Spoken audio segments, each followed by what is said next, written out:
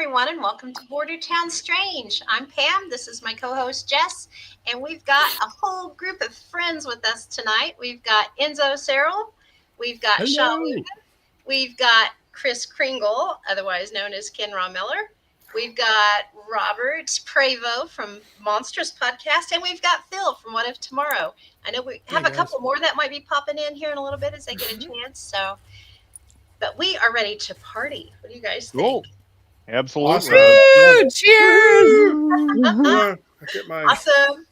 I have my trusty water, as always. I have my mimosa. My mimosa. There you go.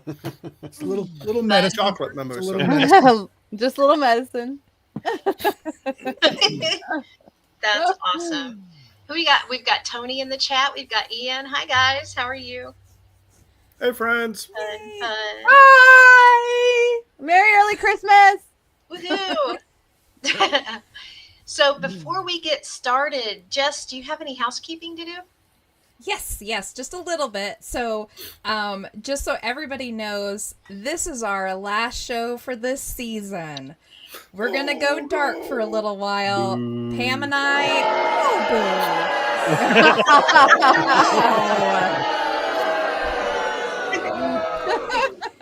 Even the paranormal and the weird takes a break once in a while. Yes.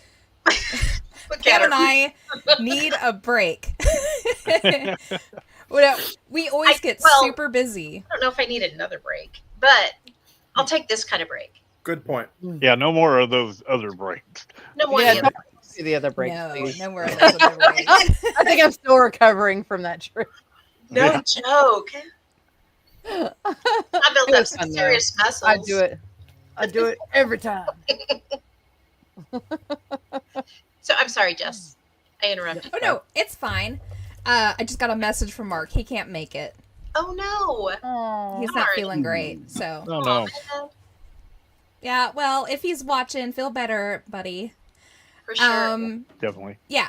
So we're going to go dark for a little while. We'll come back in the new year. Our first show off the season will be Wednesday the 14th. We're going to have all new topics, all sorts of new fun stuff. And the second one after that will be our 50th. So I don't know what we're going to do for that. If we're going to do anything at all. Are we just going to let that pass? Or I don't know. Oh, I don't know. We need to do something. That'll be what, January 28th? Yep. Oh, we need to come up with something to do. Oh, yeah. You guys got to do something. Our podcast will be middle-aged. Yeah. something about $50. Oh, yeah. That'd be fun. Yeah. Or half centuries. Half centuries, Yeah. Mm-hmm. Mm-hmm. Half baked, half baked. half and half. Oh, did I right, say so, that out okay. loud? Oh, Santa Claus is getting a little wild over here. Sorry. wow. A little Christmas cheer, are we, Santa? Yeah.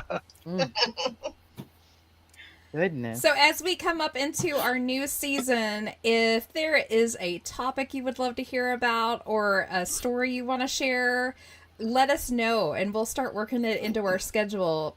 Pam and I at some point over this break will sit down and brainstorm and kind of put together somewhat of a schedule for this year. It may not all fall to plan, but we're going to try our hardest to kind of get that worked in there. So make sure you send us your show ideas. Really quick also, give us that thumbs up and hit that bell and subscribe. And if you're on Facebook, give us a like and share real quick. Help get our numbers up. And of course, you can listen in wherever you get your podcast. And our entire back catalog is completely free. So go back and check out some of it. Our first one isn't our favorite, but start there. You'll listen to us grow. Is the first one ever really the favorite?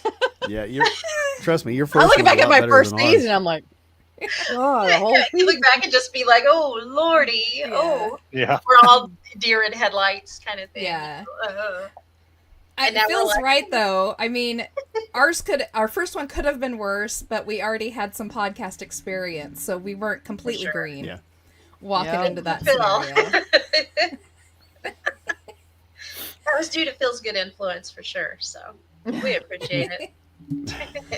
The only other thing I have for housekeeping really quick, if you are in our area and you're one of our paranormal club members or you're interested in joining, we do go dark for December there too, so there'll be no club meeting this December, but we'll come back in January, regular schedule with lots of fun stuff. We're planning a lot more trips, and we're even thinking about maybe hauling everybody over to the Condon Bank in Coffeyville maybe and doing an investigation. I don't know. We'll see. Ooh. That would be a That'd be lot cool. of fun. We've Yeah. talked about that for a while, so that would be really cool to do. I really think you guys should go to the McIntyre Villa and to Sleeper Mortuary. I would been love to go back to both of them. That would be fun. Yeah. That would be a lot of fun. Yeah, Jess has been to McIntyre, but never neither one of us have made it to Sleeper because, you know, how things worked out this year. I'll have to hop into my sleigh and come on over and visit. Right? That'd be Yep. fun. That'd be super cool. But yeah, do you have anything else to add to all of that? I think that is it. Not a whole lot since we're not getting ready for any new shows right now. So, Yeah. but just ready to party. I think tonight we're just going to hang out. I know we've got some like trivia and some like quiz stuff. Unfortunately, I couldn't find a good book for this year. Everything I found was just kind of eh. Unless we wanted to reread Mothman Christmas again from last year. Mm. No, But no we- I don't have it notebook prepared. Christmas references. Do what? Ah, like Christmas ghost stories. Absolutely. Yeah.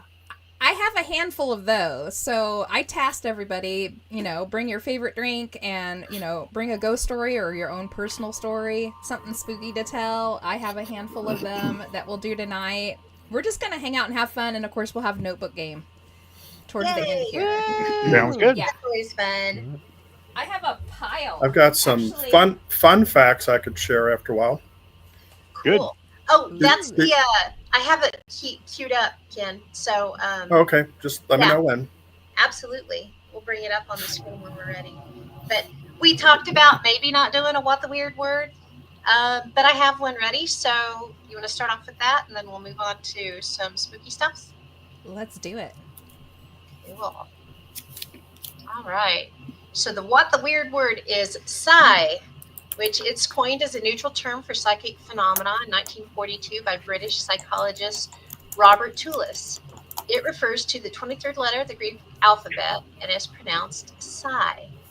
Psi is also the first letter of the Greek word psyche, meaning soul or mind. Toulis chose this term as a way to refer to psychic experience without implying origins or mechanisms. Common psi experiences include telepathy, clairvoyance, precognition, and psychokinesis. Psi may also be involved in intuitive hunches, gut feelings, distant healing, the power of intention, and the feeling of being stared at. We've all kind of had that at different times. There are words for psychic experiences in every language, or for psi experiences in every language, from Arabic to Zulu, Czech to Manx Gaelic. The universality of the word reflects the fact that these phenomena are basic to human experience. And indeed, psi experiences have been reported by people in all cultures, throughout history, and at all ages and educational levels. And that definition comes from Dr. Dean Radin, which he actually wrote a few books. He wrote the one that I was reading that I caught this out of. I can't remember what it was called, but I got his latest book, which is Real Magic. And I think he has another one coming out before too long. So really interesting dude. Very cool. Yay! Interesting about that word too, because how many times during a paranormal investigation have we actually heard sighs?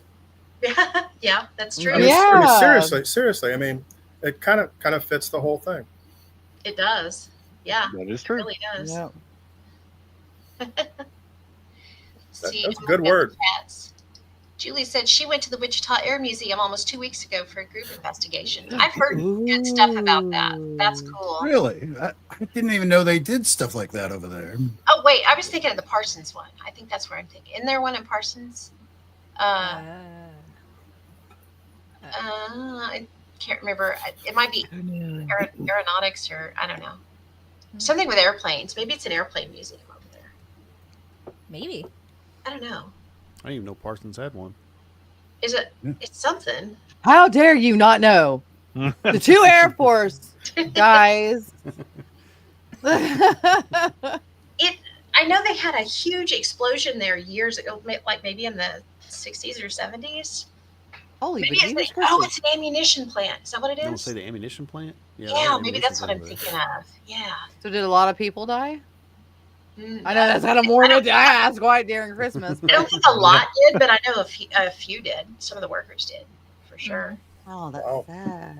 That Yeah, is. that Didn't came you up. guys cover that on a show not that long ago? I seem to remember. It came up in notebooks a couple weeks ago. Yeah, Oh, that's right. cool. My old brain remembers bits of it, but not all of it, apparently. Darn it. So what we do have tonight, should we start with a few stories or do we want to start? I've got trivia broken up into 4 sections. And then I know Ken brought some fun facts too. So what do we want to start with? We're going to start with some ghost stories. I don't know. Yeah? Yeah.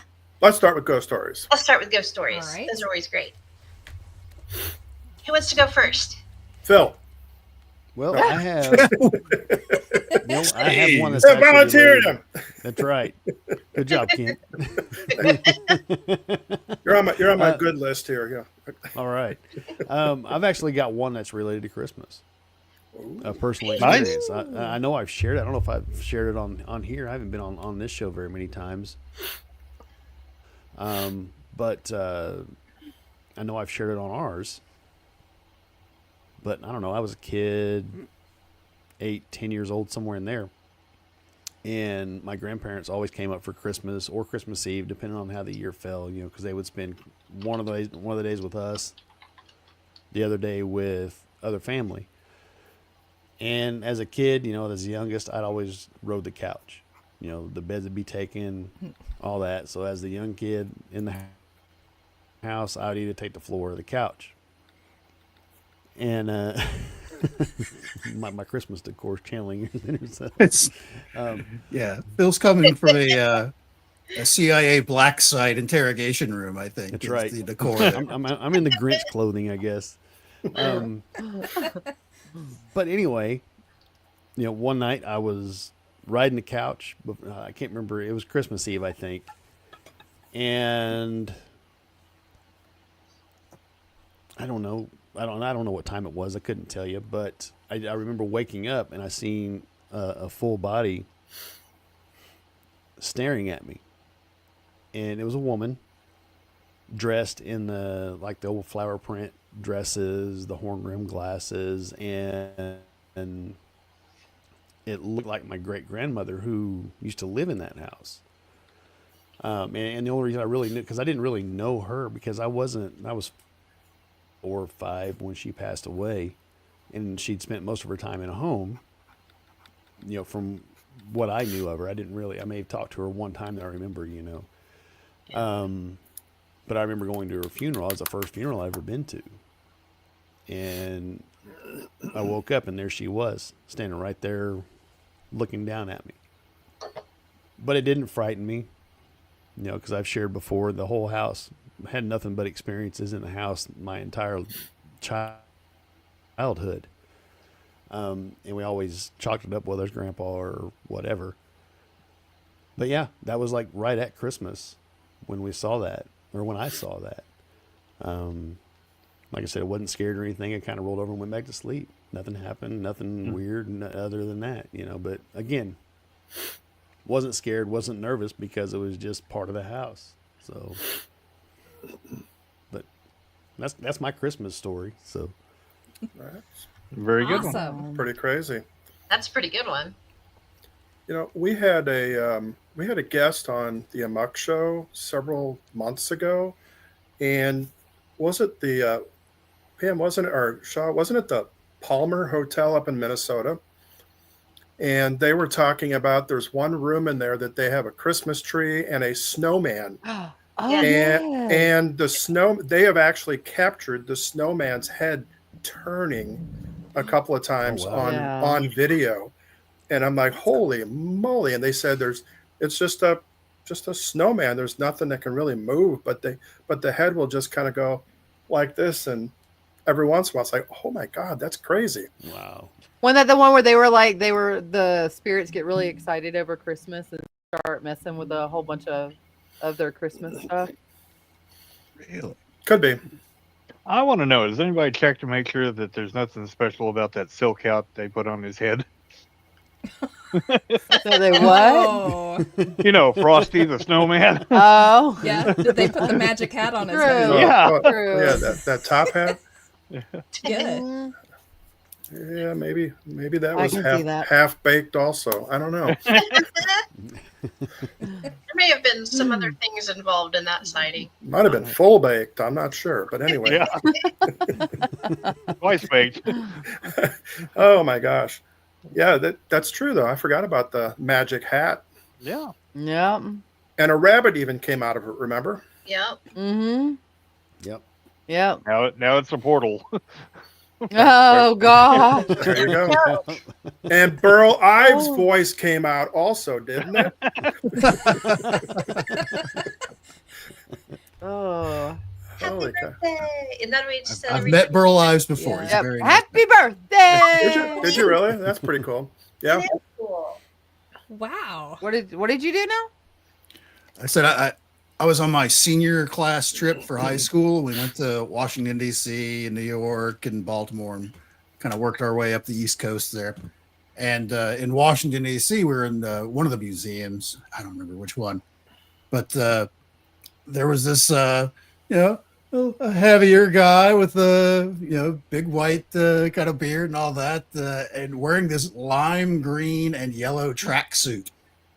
And he started chatting with somebody. And they're like, "Hi, your voice is like the guy on those Christmas shows." It's like, "Yeah, it probably is. I'm Burl Ives." And we just started chitting. It's like, "What are you kids doing here?" It's all like 17, 18-year-olds running around from Ashland, Kentucky. So we kind of stood out. And we just chatted with him for a few minutes. And then he went about his business to view the rest of the museum. It's like, we met Burl Ives. That's weird. Oh, that is Wild. awesome. That's kind of cool though. Yeah. Yes, that's very cool. It is. Oh. Yeah, he's pretty iconic, especially when it comes to Christmas stuff. Yep. Yep. Mm-hmm. Cool. Does anybody else have a story they want to tell? Well, the Unfortunately, reindeer- I haven't had anything happen to me during Christmas. The one story that I do have is that I want to ask you guys a question. Did y'all know that the Christmas Carol was based off of a true story? Really? No. I don't Well, think I knew that. sort of. Tim it wasn't was real actually- tiny. He was really a tall guy. It was based off a novella with Charles Dickens, of course. And they talk about, of course, you got the spirits, the spirit of Christmas present, the spirit of Christmas past, and the spirit of Christmas future. And of course, you also have Marley and Jacob, who was wrapped in the chains and everything. Well, they say whenever you read into it and you ask, of course, AI and all that, of course, you got to go deeper than AI. You got to go down the rabbit hole. There is a bit of truth to the story that he wrote. And it's a very interesting read. And I'm not going to go into it because I'd like for you guys to research it and look into it and see what you think of it, because it was very interesting because came out in 1863. That's, and during Christmas, you think Christmas, you don't have ghost stories or anything, but that was a tradition for a lot of people back then, to tell the ghost stories during Christmas. It's even in a song. Yeah. Oh, So I found that rather interesting, and I'd love to see who all delves down that rabbit hole to find out more information on Aw. it, because Look at Shaw with is- her teaser. Mhm. Actually, ghost stories were more prevalent around Christmas time than they ever were around Halloween. yep. Yep, sure were. Sure. Yep.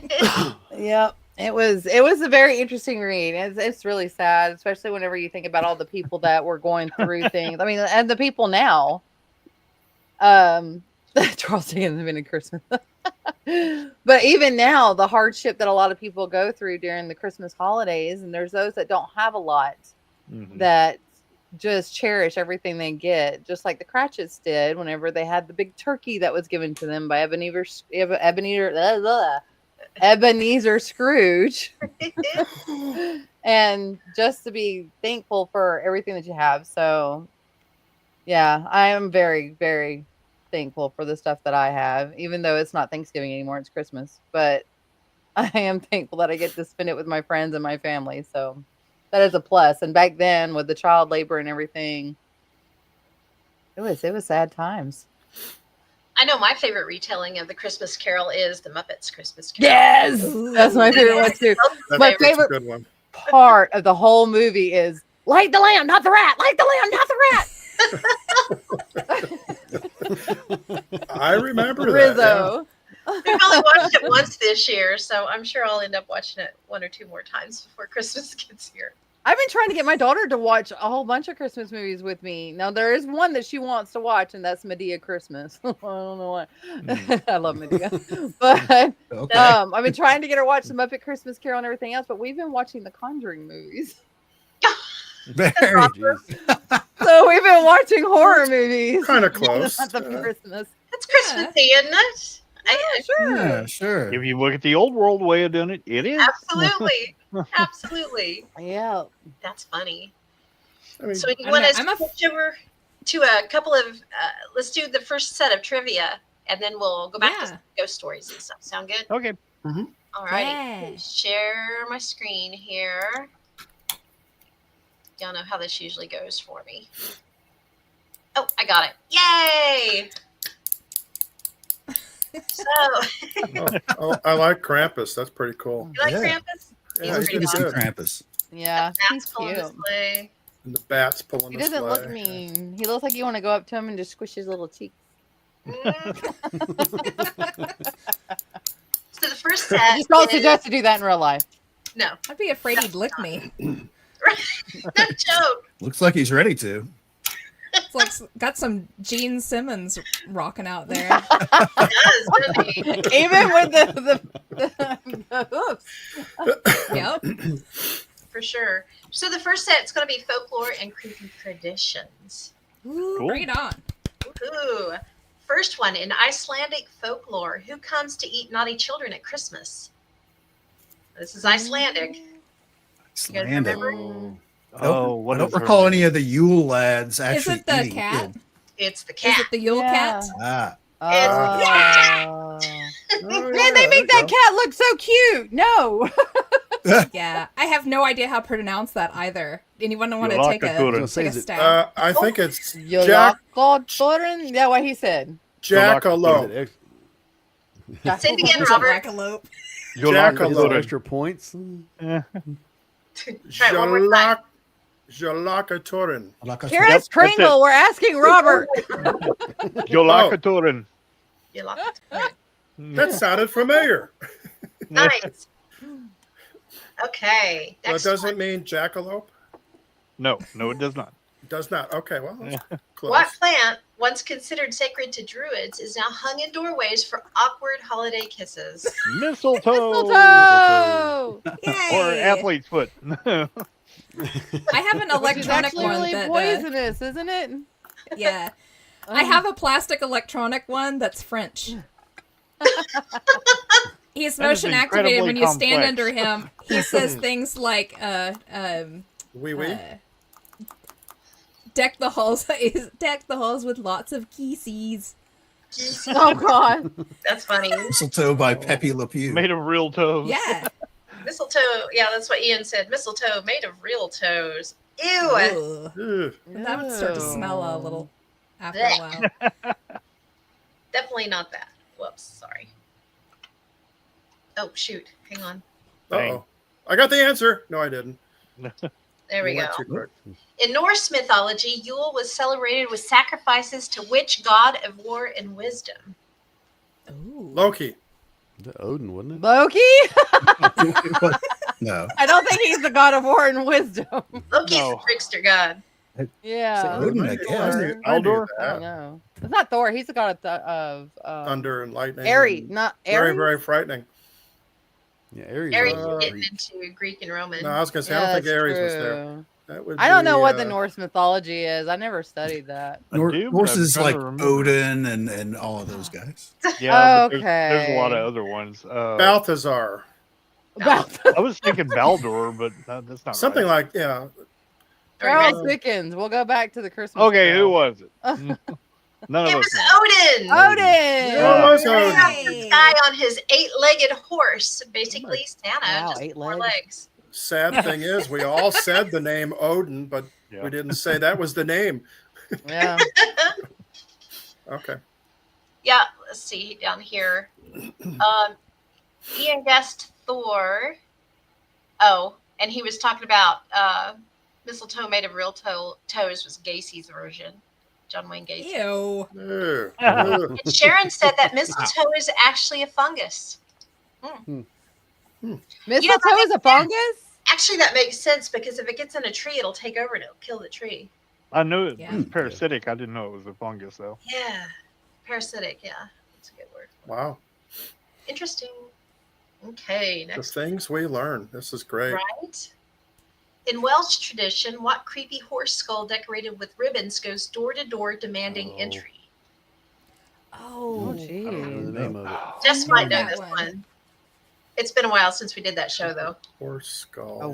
Is In it- Welsh tradition. It's hard to pronounce. Is it Mary Lyd? Lude? Mary Lewid, Lude? yeah. Mary Lewis. Yeah. Festive Nightmare Horse Skull. Yeah. Dun, dun. Yeah. He looks so Festive cute. nightmare horse skull. Yeah, because He when was I on did the- he Christmas, was I on Get mean a little horse hat skull. for my cat. That was on the Nightmare Before Christmas too, wasn't it? Probably. Nightmare Before Christmas? I don't I know. don't think so. Nightmare Before Christmas, a horse They like did that. have skeleton horses that pulled the sleigh. Or skeleton They reindeer. did. Oh, it's reindeer. Okay, never mind. Yeah. Let's see, Yeah. that might The be cool it. thing. The cool thing about this tradition is like drunk guys haul this horse head around and they knock on people's doors asking for more drinks. And if you don't give it to them or open your door, they'll just sing at you until you do. Wow. Drunk Wow. singers asking for more. I would I guess think that's that where would just be a Carolyn came from. Saturday. And Yeah, well, they added a horse head to make it more festive. Yeah. Too funny. Pretty interesting. Yeah. Okay, in Greek folklore, what mischievous goblins are said to crawl up from the underworld during the 12 days of Christmas, causing chaos until Epiphany drives them away? Oh. And it's not the Yule lads; those are completely different.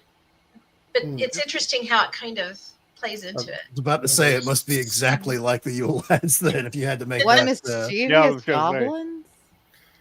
Yeah, Kind of like the Goblins. Valkyrie type thing. they're Greek though. Oh, wait a minute. Oh, is Valkyrie, is that Roman? The Valkyrie are Norse. Isn't it Nordic? Valkyrie. Oh, that is Yeah, Norse? Norse. Okay, that is Norse. Yeah. Okay. Ian said Uh, nothing spreads cheer cheer like like a a horse skull knocking at your door. No kidding. Heck yeah. Ah. they were Well, they make it all the- pretty with the ribbons. They were the Yeah. Greek imps. Greek imps. I Okay. don't know on that one. I don't I know. have no idea. Okay. Yeah, this one was different. That's why I grabbed it. It's got kind of a long explanation, but it was different. So, oh shoot, I did it again. I keep hitting my. It's true, Ian. There we go. The Calacanzaroi. Zeroy. Calacanzaroi. I don't know. These prankster goblins sneak into homes, spoil food, and play tricks on people during a holiday season. According to legend, they return underground once holy water from Epiphany is sprinkled, keeping them at bay for another year. So they kind of reminded me of the Yule lads. Hey, There's a there's little a Yule one-legged ginger one. Isn't it? That's funny. Well, we all know the ginger ones have no souls anyway. So They kind of I- look like they're a Jim Henson something from Labyrinth or something. They do. Right? They do. I bet you they got that inspiration from them. Like they typed it in AI. Make a goblin that looks like a library. Yeah. They remind me of the Dr. what were the Seuss ones characters. called that could take their heads off and their bodies apart? Oh yeah, where they danced around and Yeah, their heads. And that's what stuff. they remind me of. Yeah. Yeah. I don't remember what they're called, but yeah. Interesting. And I think that might be that. Yes. The next section will be history and weird laws. Oh my jeez. Do we want to share some more stories real quick? Sure. Hey, I found one. Okay. Poe. Do you know that Poe had a Christmas poem? Edgar Allan Poe? Edgar. Yep. Jess Yeah. would know. It was called The Bells, and apparently around 1880s, it was put on Christmas cards. Oh. It's kind of short. I can read it real quick. Yes. Hear the sledges with the bells, silver bells. What a world of merriment their melody foretells. How they tinkle, tinkle, tinkle in the icy air of night, while the stars that oversprinkle all the heavens seem to twinkle with a crystalline delight. Keeping time, time, time in a sort of runic rhyme. Oh my God. It's one of those big words. It's like 14,000 characters long. Hold on. Tintinnabulation that so musically wells. Wow, that's a tough one. From the jingling and the tinkling of the bells by Poe. I've never heard that one. Huh. Tintinnabulation. That was the word I couldn't read. I just want you to know my brain went 12-year-old mode. I think you, me, and Jess at least did, because we're both all like. All I heard was tinkle, tinkle, tinkle. Tinkle, tinkle. And that over sprinkle, sprinkle, sprinkle. What I find really interesting is that even though he wrote a Christmas poem, it still sounds like one of his bloody creepy ones anyway. Yeah. That is true. Does. I'm like, Knock, I knock, wonder- knocking at the door. but I kept thinking, did Poe have a Christmas story of some kind too? But I can't find anything on that one. I don't Once think upon so. a Christmas dreary. Did who have a Christmas story? And weary. Poe. Edgar Allan Poe. Mm-mm. I don't think so. Y'all want me to go into more detail on the Christmas Carol? Yeah. Oh, here you go. It's the Raven. The Raven's a ghost The story. Raven, no. Yep. It's It a is a ghost Christmas. story. It's a Christmas ghost story. Oh, I was right. The Raven? Only reason is Nevermore. because it opens. The story opens in December. Mhm. Oh. I don't know. That's what I just found that on Google. Which Well, lied, the which Christmas Carol. always tells the truth.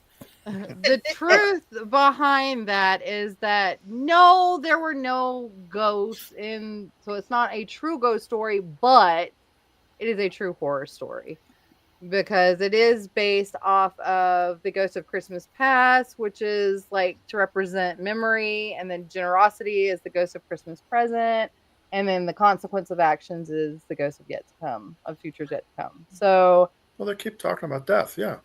it is They're pretty killing much people. the horror. Well, it talks about the child labor and the poverty and the Yeah, it people that does. are going hungry back in the It's true. 40s over there. So it is a real live horror. If you don't look at it the Muppet way, it's a horror story. It's about all these rich, greed corporate people taking all the money and making everybody poor. Wow, that sounds so familiar of today, doesn't it? Yeah. Anyway. It's interesting though. But it's true. It's very interesting. But Yep, it is 'cause true. it was Yeah. based off of his real life events that he experienced himself. Interesting. Wow. That's Bit of why I ghost thought it was story. really interesting. Very cool. It is interesting. Yeah. Somebody I else still have a story they want to tell? I still like the chipmunks and Jess does.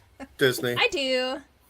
So I went and scrounged up a couple of them off the internet that had to do with Christmas. So I'm going to tell one of them. This one is called Julie's Ghost, and it's out of New Orleans. I actually saw this place when I went and visited there a couple of years ago. So, yeah. Cool.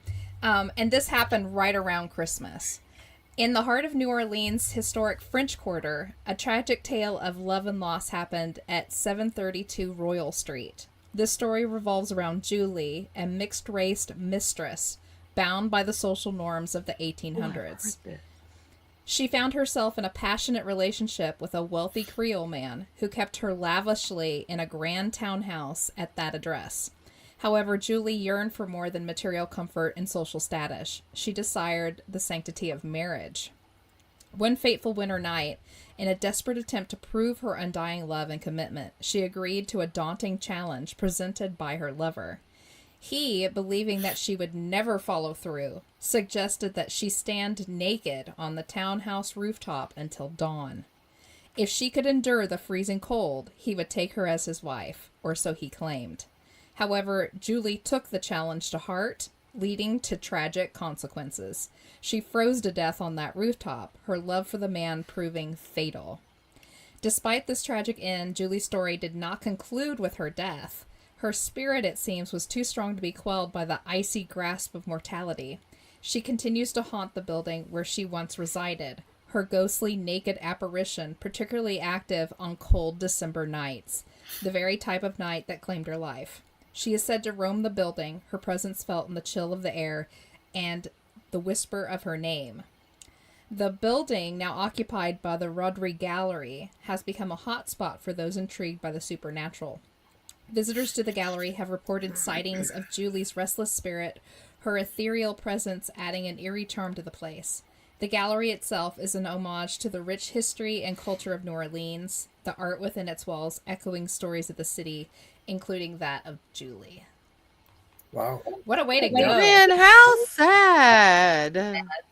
What a POS of a man. Yeah, but could Yeah. you No imagine offense, guys. encountering that ghost? You're out there walking on one cold night and you're like, is that a naked woman up there? What the hell is she doing up there? Yeah. She's gonna freeze her butt off. It's gonna end up in the ground. Well, And then she frankly, leads it's you New up there to Orleans, your and doom. I don't think it's odd. Yeah, Wow. They'd No. probably just throw some beads at her and walk along. yeah, really. Yeah. Yeah. Go hang out with Marie Laveau. That's funny. I would love to go see. Now, I've been to New Orleans many times, and I've never gone to the cemeteries. But you guys, I would believe this or love to go not, to I America. actually have a family member buried in one of the cemeteries down there. Shocker. So I'm yeah. completely aghast. I have a tintype of him. It's pretty cool. I think I may have showed it to you guys before. It's pretty neat, though.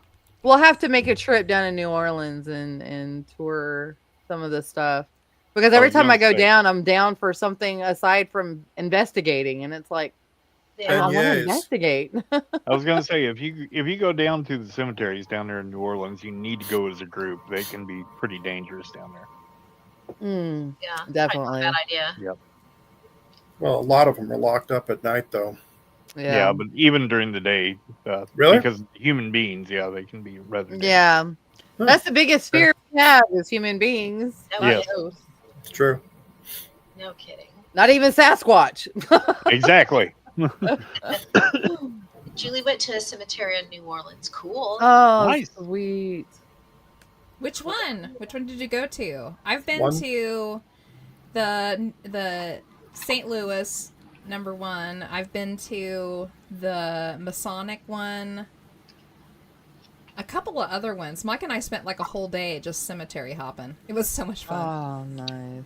There's yeah. my ancestor that's buried in He's buried in St. Louis #1. He's very dark. Wow. He Yes. is. Yeah, we can't see him. He's Inside. really dark. Tintype. It's about as light as it gets. Yeah. Very cool. Oh, Cool. Very cool. that is cool.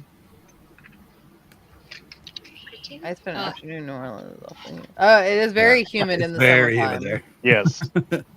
Yes, yes. It can get very cold in the wintertime too. Yeah. So I was I'm so glad you guys couldn't see Louisiana. me. My hair went. yeah. Poof. We were there for like 7 or 8 days, and by like the 5th day, I couldn't do anything with my hair anymore. You I can't just put tame it your in hair in the South. I just put No. it up in a bun and just hoped and prayed that I could one day get the tangles out. It Oh, took a no. while, but I did it. Yeah. Yeah. I lived in Gulfport, Mississippi for a while, and it's not too far from New Orleans. It's like maybe a 2-hour drive. So, but you have to cross all those big bridges. And if you guys know anything about me, I absolutely do not like bridges. I lived down in New It's very Iberia, true. Louisiana for a while. So yeah, I lived down in the middle of Cajun country. Nice. Yeah. Oh, It driving was over that long bridge from Lake in Baton Pontchartrain. Rouge. Pontchartrain. Oh, Yes. Yeah, that one's Mm, freaky. I hated that bridge. Oh, If if you you wanna hated that hear- one, you would really hate the one going through Alexandria because it goes up. Oh up, yeah, up, and then Yeah. we went to Alexandria a few times. Yeah. And Natchitoches. And Natchitoches is beautiful. Beautiful. It's got brick streets and it is absolutely amazing. The I gardens. do miss a lot The of gardens there are really cool. Mhm. it. Hmm. Been to the gardens. Yes, it's we been over interrupted 20 you. What were years. you about to say? I'm so sorry. Huh? No. Oh, I I said- was just saying, if you want to hear a woman cuss like a sailor, take Pam over a bridge. I'm not joking. Yeah. Don't have That her is on a not joke. podcast and you'll hear her cuss like a sailor. Yeah. Live. He seems really sweet, guys. Pontchartrain Bridge. Bam.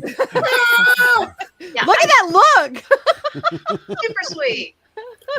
Yeah. That paused on her Yeah. evil side. Pam, I don't like skinny or very tall bridges.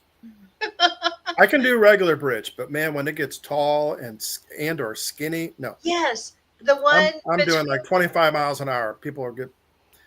You know, the one 50, that goes 50 miles. between Missouri and what is it between Missouri? It might be Tennessee. Missouri into Kentucky. There's like Oh, one yeah. Oh, Kentucky bridge. Lake, Yeah, and then you go over the double Mississippi- bridges. Yeah, Yeah. Yeah, the land between the lakes. white knuckling it. I was driving the whole time, just cussing up a storm. Yeah. She Yeah. wouldn't let me drive because she was sure that she I would would- freak out and like, Oh, I would Bail.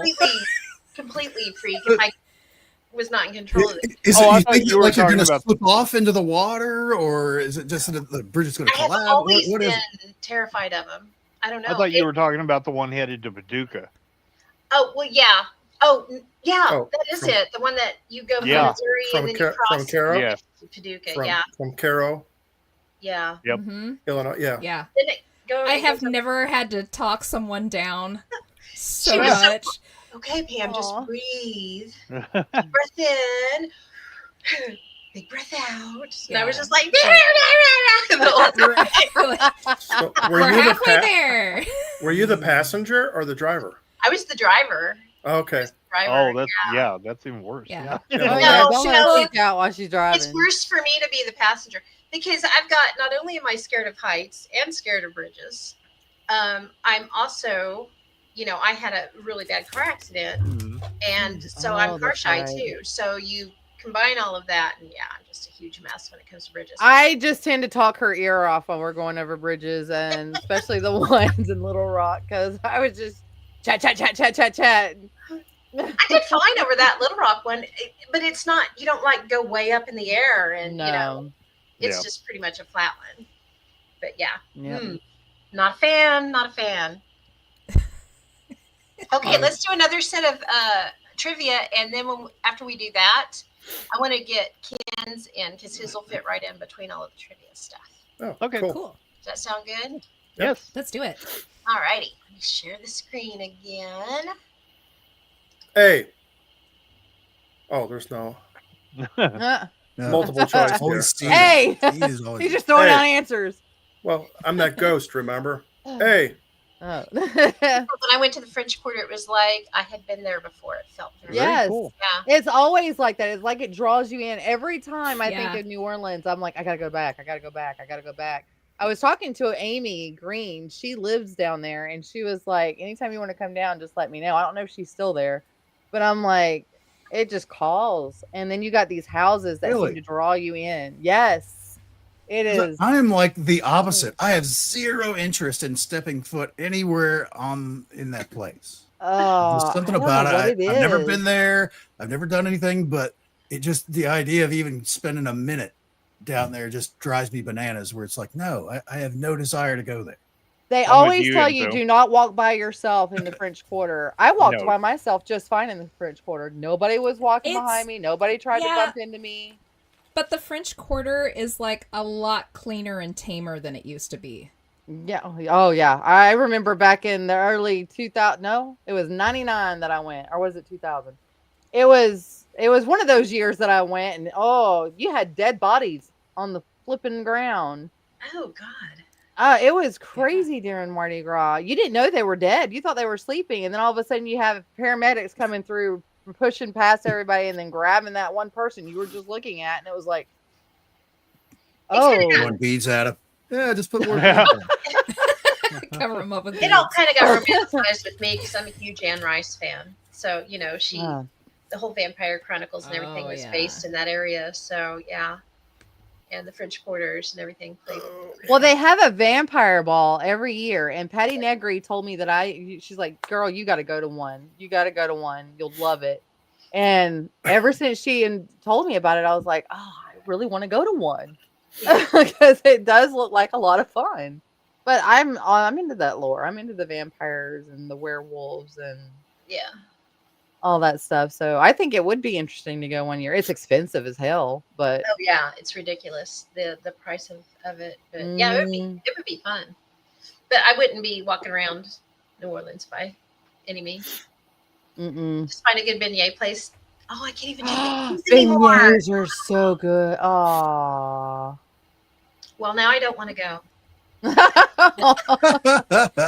If I can't get a beignet, I don't want to go. Pam is out. I'm out. Okay, trivia.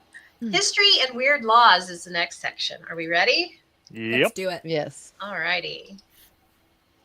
Which U.S. state was the first to officially recognize Christmas as a holiday in 1836? Oh my gosh, was that Alabama, Georgia? I'll It's one of those southern states. I'll go with 1836? Alabama. No way. Not in 1836. No. No. 1836. Oh well, yeah, maybe. Huh? Maybe. Pennsylvania. I'm just it going like- to say Pennsylvania. I'll say Pennsylvania. Alabama. Yeah. I would have thought it would have been like one of the northeastern kind of states. Yeah, like Yeah. New York or Maine. Yeah. Julie said Massachusetts. Yeah. Well, that's a good guess. Yeah. We ready? Yep. Color me intrigued. Alabama. Alabama. Oh. Sweet home Alabama. I got one right. You did. Yay. Congratulations. Woohoo! Roll Tide! Thank you. Thank you. Thank you. Thank you. That's it. I'm done. Got one. That is fantastic. In the 1600s, Puritans in Massachusetts banned Christmas celebrations. What was the fine for being caught in Christmas cheer? They burned him at the Death. stake. Burn Yeah. them at the stake. Yeah. Puritans probably might have. Not with the stake, but on a stake. That's They right. dunk. I would guess like time it- and the little it was stockade in- thing. it that was you had to put your arms imprisonment, and your yeah. head through. They tie you up in a stocking and There you land. hang you. Right? I think it was imprisonment. Imprisonment. Julie hung. said whipping. Good old fashioned caning. You were hung. Mm. Anybody else got a guess before I pull it up? They candy caned you. Maybe. Without the candy. 5 shillings. shillings. Oh. You're fined 5 shillings. Basically Oh, a wow. ticket for Okay. singing carols. That was Rude. probably a lot. Actually, That is 5 rude. shillings Yeah. back then. Extremely rude. Oh, Ian, crushed by stones. It was the Puritans, you know. Yeah. They're kind of crazy. They found every way to So kill you just had somebody. to change the name from Carol to something else, right? You can sing Mary, Yeah. but not Carol. Okay. Which U.S. president banned Christmas trees from the White House, calling them Oh, waste? who was that? Truman? No. Teddy Roosevelt. Roosevelt? No idea. Canning a tree. Was it Garfield? I like Garfield. Oh, he likes lasagna. Yeah. Yeah. Yeah. It was Lots Heathcliff. of it. I That's a have a thing? fat He orange likes cat around lasagna? here somewhere. Garfield? Harrison? Garfield, I think. somewhere in that area or that era. Anybody want to guess in the comments? Garfield. Ginger said Garfield. Julie said Roosevelt. I'll say You Truman. ready? You're going to say, Shaw said Truman. It was Teddy Roosevelt. Was right. Ah! Okay. Yeah. He That was makes sense, actually. That's Yeah. Echo Santa before it was trendy. Yep. That's what I was thinking. He was all about nature, so he was thinking it was wasteful to do that. That's why I didn't pick him, because he's anti-Santa. Oh no, Echo Santa. Never mind. Eco Santa. Eco It's Santa. not I know. why waste a tree? A perfect Eco, right. eco. What unusual gift has Oslo, Norway sent to London every year since 1947? Ian, do you know this one? Yeah. If anybody Blood would know it, I pudding? would think Ian. Yeah. With that Yeah. roast pickled fish. Their Christmas The tree. herring? I was going to say pickled fish Pickled or something like that. Their What? Christmas tree. I was going to say it was probably one of those damn sleeper sharks that they're always hanging out and stinks. Yeah. Yeah, that's what I was thinking. Christmas tree, I think. Beer. I don't know. Yeah. I don't know. Some kind of Odin. weird Odin. Weed? I don't know. It's gotta be something really bananas, like a No bananas. bat left wing or something bananas. Just something crazy. Oh my gosh. Bug They sent Christmas a bug tree? Christmas tree. I think he meant It's big. terrible.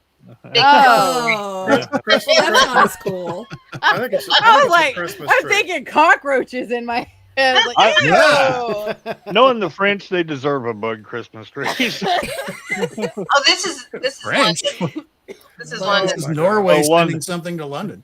Yeah. Yeah, that's the same thing. Oh, It's the giant, giant Christmas Christmas tree Trafalgar in Square. Yep. Trafalgar Square. Yeah. Oh my God, I got two right. Wow. that's not Yes. unusual. That's an unusual gift. That's, And they're really lazy with the lighting. What the heck is that? That's Yeah. true. Hey, it's a free terrible tree, lighting. guys. Straight down. Yeah, it's a free It's tree. a free It's a tree. free tree. It's probably not Norway that decorates it. I think it's Norway's free. like, we sent you a tree and this is what you did with it. Yep. I Gene guess- got two. I think Yay. isn't it because London doesn't, or they don't have pine trees that You know, I sounds don't about know. right. on the islands? I don't know. Ian, can you Yeah. answer that one for us? Do you know the reason? It's- any English question? Ian Yeah, has to we automatically refer to Ian for anything English. Thank you, Ian. Yes. All right. Next one. What prompted NORAD to start the Santa tracker? Kids. Kids. Yeah, we're Kids. like kids like calling in. Ian Yeah, said we have and sending Oh, they plenty. do have Christmas- pine trees. Okay. Christmas wishes and stuff like that. Send your I- Christmas list to Santa. I always UFOs. assumed that it was Aliens. a Cold War. We're tracking everything, including Santa. Kind of a. spiel. I think Yeah. it was That's a. scary. I feel like there was a lieutenant colonel or a colonel that was involved in it, and it had something to do with his son. I can't remember the whole story. Yeah, I've been followed for a long time. Julie said children. Yeah, I agree, Julie. Children, kids. Yep. Little baby goats, kids. Nah. to deflect To from deflect from UFOs for a UFOs. few days. I can see Not a that. bad guess. There you go. Alien kids. There we go. In 1955, the Sears Santa hotline phone number was mistakenly published in the newspaper. So children were calling. It wasn't NORAD at the time. I can't remember what it's called. It started with a C. It was Continental Air. I don't remember. Somebody might have to look that up for me. Like Strategic Air Command type thing. Yeah, something like that. Yeah. And so they played into it. It was during the Cold War. So they were on high alert thinking that there was going to be something happen. And then these kids Those started evil calling. Russians. Yep, the evil Russians. Those commies are gonna get us. Yep. So, but they ended up, these kids all started calling in. So they played into it. And actually today there's 1,500 NORAD troops and volunteers that answer the phone lines on Christmas Eve. Wow, Big they deal. are That's busy. amazing. Very Wow. cool that they do that. Cool. So It we is were okay. already looking for reds, and then we decided to just It's follow right. just Red one. and white. Yeah. All right, don't shoot at that one, boys. Yeah. Yeah, Okay, Julie said Continental Air Defense Command. Yes, that was it. I found out why Norway sends the Christmas tree. I went and looked it up. Oh, cool. Yeah. So they send a Christmas tree to London every year as a thank you gift for Britain's support during World War II. The tradition began in 1947, symbolizing the close friendship between the two countries, as the Norwegian royal family and government were based in London during the war. Nice. Wow. Wow. That's very cool. That is cool. Yeah. Yeah. That is very cool. Oh, darn it. Keep thinking I have the... There we go. Okay, so we're to the middle of those. So next up will be pop culture and music here in a little bit. So that'll be exciting. Did anybody have another ghost story to tell before we move on to the fun facts from Santa? No, but I do have a question for you guys. Like, Okay. who hides a pickle in their Christmas tree? We do. Hide a pickle? What is that Yeah. from? Yeah. Yes, it's German. My mom's side of the family is German, the Falsers. My dad's Bettersheim. And Or- he started it's funny because we never started the tradition until my boys were little, and Dad was like, gave me a pack with this pickle ornament in it, and I'm like, what am I doing with this, Dad? And he goes, well, I should have did it when you were younger, but I didn't. But that's a tradition that we had whenever I was a kid in Germany and growing up here in the States. And you hide the pickle, and whoever finds it gets an extra gift. Yep. Huh. So Is the It gift is- a Bedroom pickle? too. The game of hide the pickle usually does provide a gift. my daughter would rather have the big piece of pickles. Yes, it does. Jar of Takes about 9 plastic minutes. dills. You're Takes like, about 9 months to get that gift, but yeah. That's a good question, Mommy and Daddy are Ian. gonna go hide the pickle, kids. That's a really good question, Ian. A whole pickle or a small jar of pickles? A single pickle. It's just a It's single just- pickle ornament. I used to make Yeah. them out of clay. So not a real pickle. Oh, yep, not a real pickle. Not a real one. That'd be messy. Yes, that would be. He said my cats would find that pickle. Yeah, I think the new cat here in this house would find the pickle too. Oh man, Wow. good. My daughter was so upset because last year he was 20 and she was 10, and he had gone in and found the pickle before she did and hid it from her in his room. And I'm like, what? How mean? You are 20 years old and she is 10. Why are you doing that? She's my sister. Did he blame the elf on the shelf for that one? We don't even celebrate. We don't have an elf on the shelf. Oh, good. Me neither. We have too many pets. It would get demolished. It'd be elf coming out of the rear. That's what it would be. Okay, I have a really quick little short spooky story before we go on with the questions.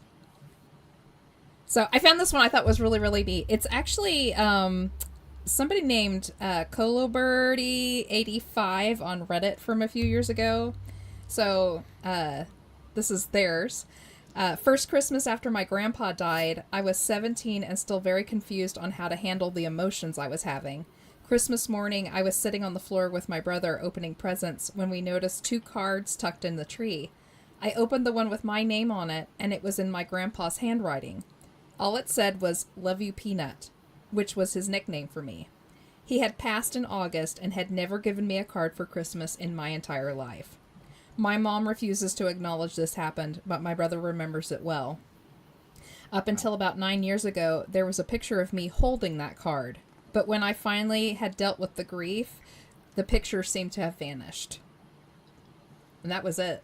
Wow. Wild. Neat. Oh. Yeah, that's pretty Wow. cool. That is. That's like that Christmas house that you tried to show me, Pam. Yeah. One that disappeared. Yep. It's crazy. I don't know about that. Uh-oh. Are we ready? Are you ready, Ken? Monster. I'm Yeah, ready. Let's there's not a do whole this. lot. I'm just going to kind of read through this real quick. There's really not a lot of background to it, but yeah, Monster Paranormal Christmas. Oh, that's it. It's over. Thanks, guys. Wow. Good job, Ben. Man, I am not on my Hey, game. thank you. Yeah. Oh. Spent 12 hours going through that one slide. It was great. You and Pam, I wouldn't doubt it. I was on some wild goose chase. It was great. Yeah, some of the Christmas tree origins, they date back to the winter solstice celebrations, which were pre-ancient Egyptians based on palms. They would have palm branches that they would bring into the homes. Romans brought in evergreen boughs. Very cool. It's cool that they were bringing stuff in. I mean, way back in the day. Yeah. Mm-hmm. True, and we'll kind of, as we walk through this, hopefully it's kind of in chronological order somewhat. Wreaths, they are religious symbols, but they represent the circle of life, our eternal life. But that still goes back to, actually, it's not Christian. It's just a religious type symbol that's been going on for a long, long time.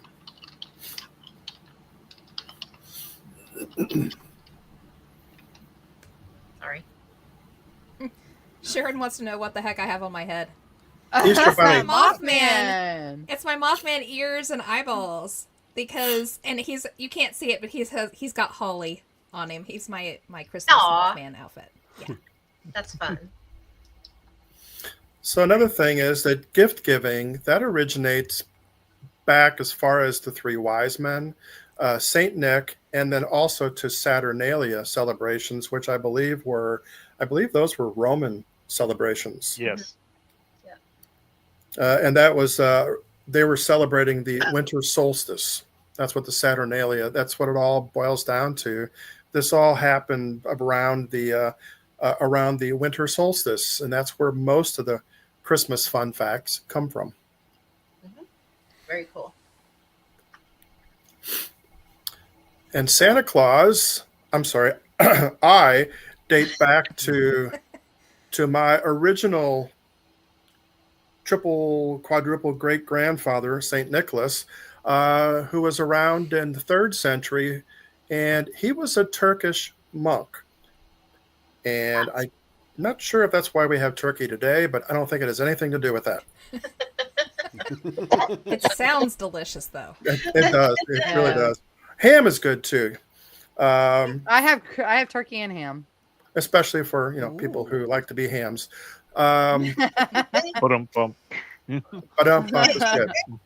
The actual first official Christmas day was during the Romans' winter solstice, again called Saturnalia. That actually happened on December 25th of the year 336. That's how far back the actual Christmas day itself goes back. Wow. Very cool. That's cool. And even though there were palms and evergreen boughs that came into the homes much earlier, it wasn't until the 1500s when in Germany they started bringing inside evergreen trees, and they lit them up with candles. Yeah, it caused a lot of fires. Yeah, and right after that, they invented the fire department. Yeah, that is true, and that's when they also came out with buckets for the fire department. I want to say it's Pittsburgh, maybe, that has outlawed live trees in any domicile that has more than 2 families living in it because of the hazard. Really? Fire. Yeah. There's a couple of places in the U.S. that have outlawed it. Mm-hmm. Okay. Yeah, Tony asked, why hide a pickle in the Christmas tree? It's a German thing, actually. And the first person that finds the pickle hidden in the tree gets a special present. But why a pickle? Because it's a really big deal. Can't argue with that. Ah. Okay, I can't get any better than that. Come on. I don't know. Why a pickle? I agree. Why a pickle? Why not a cucumber? So, according to legend, a man named John Lower was imprisoned in Germany during difficult times.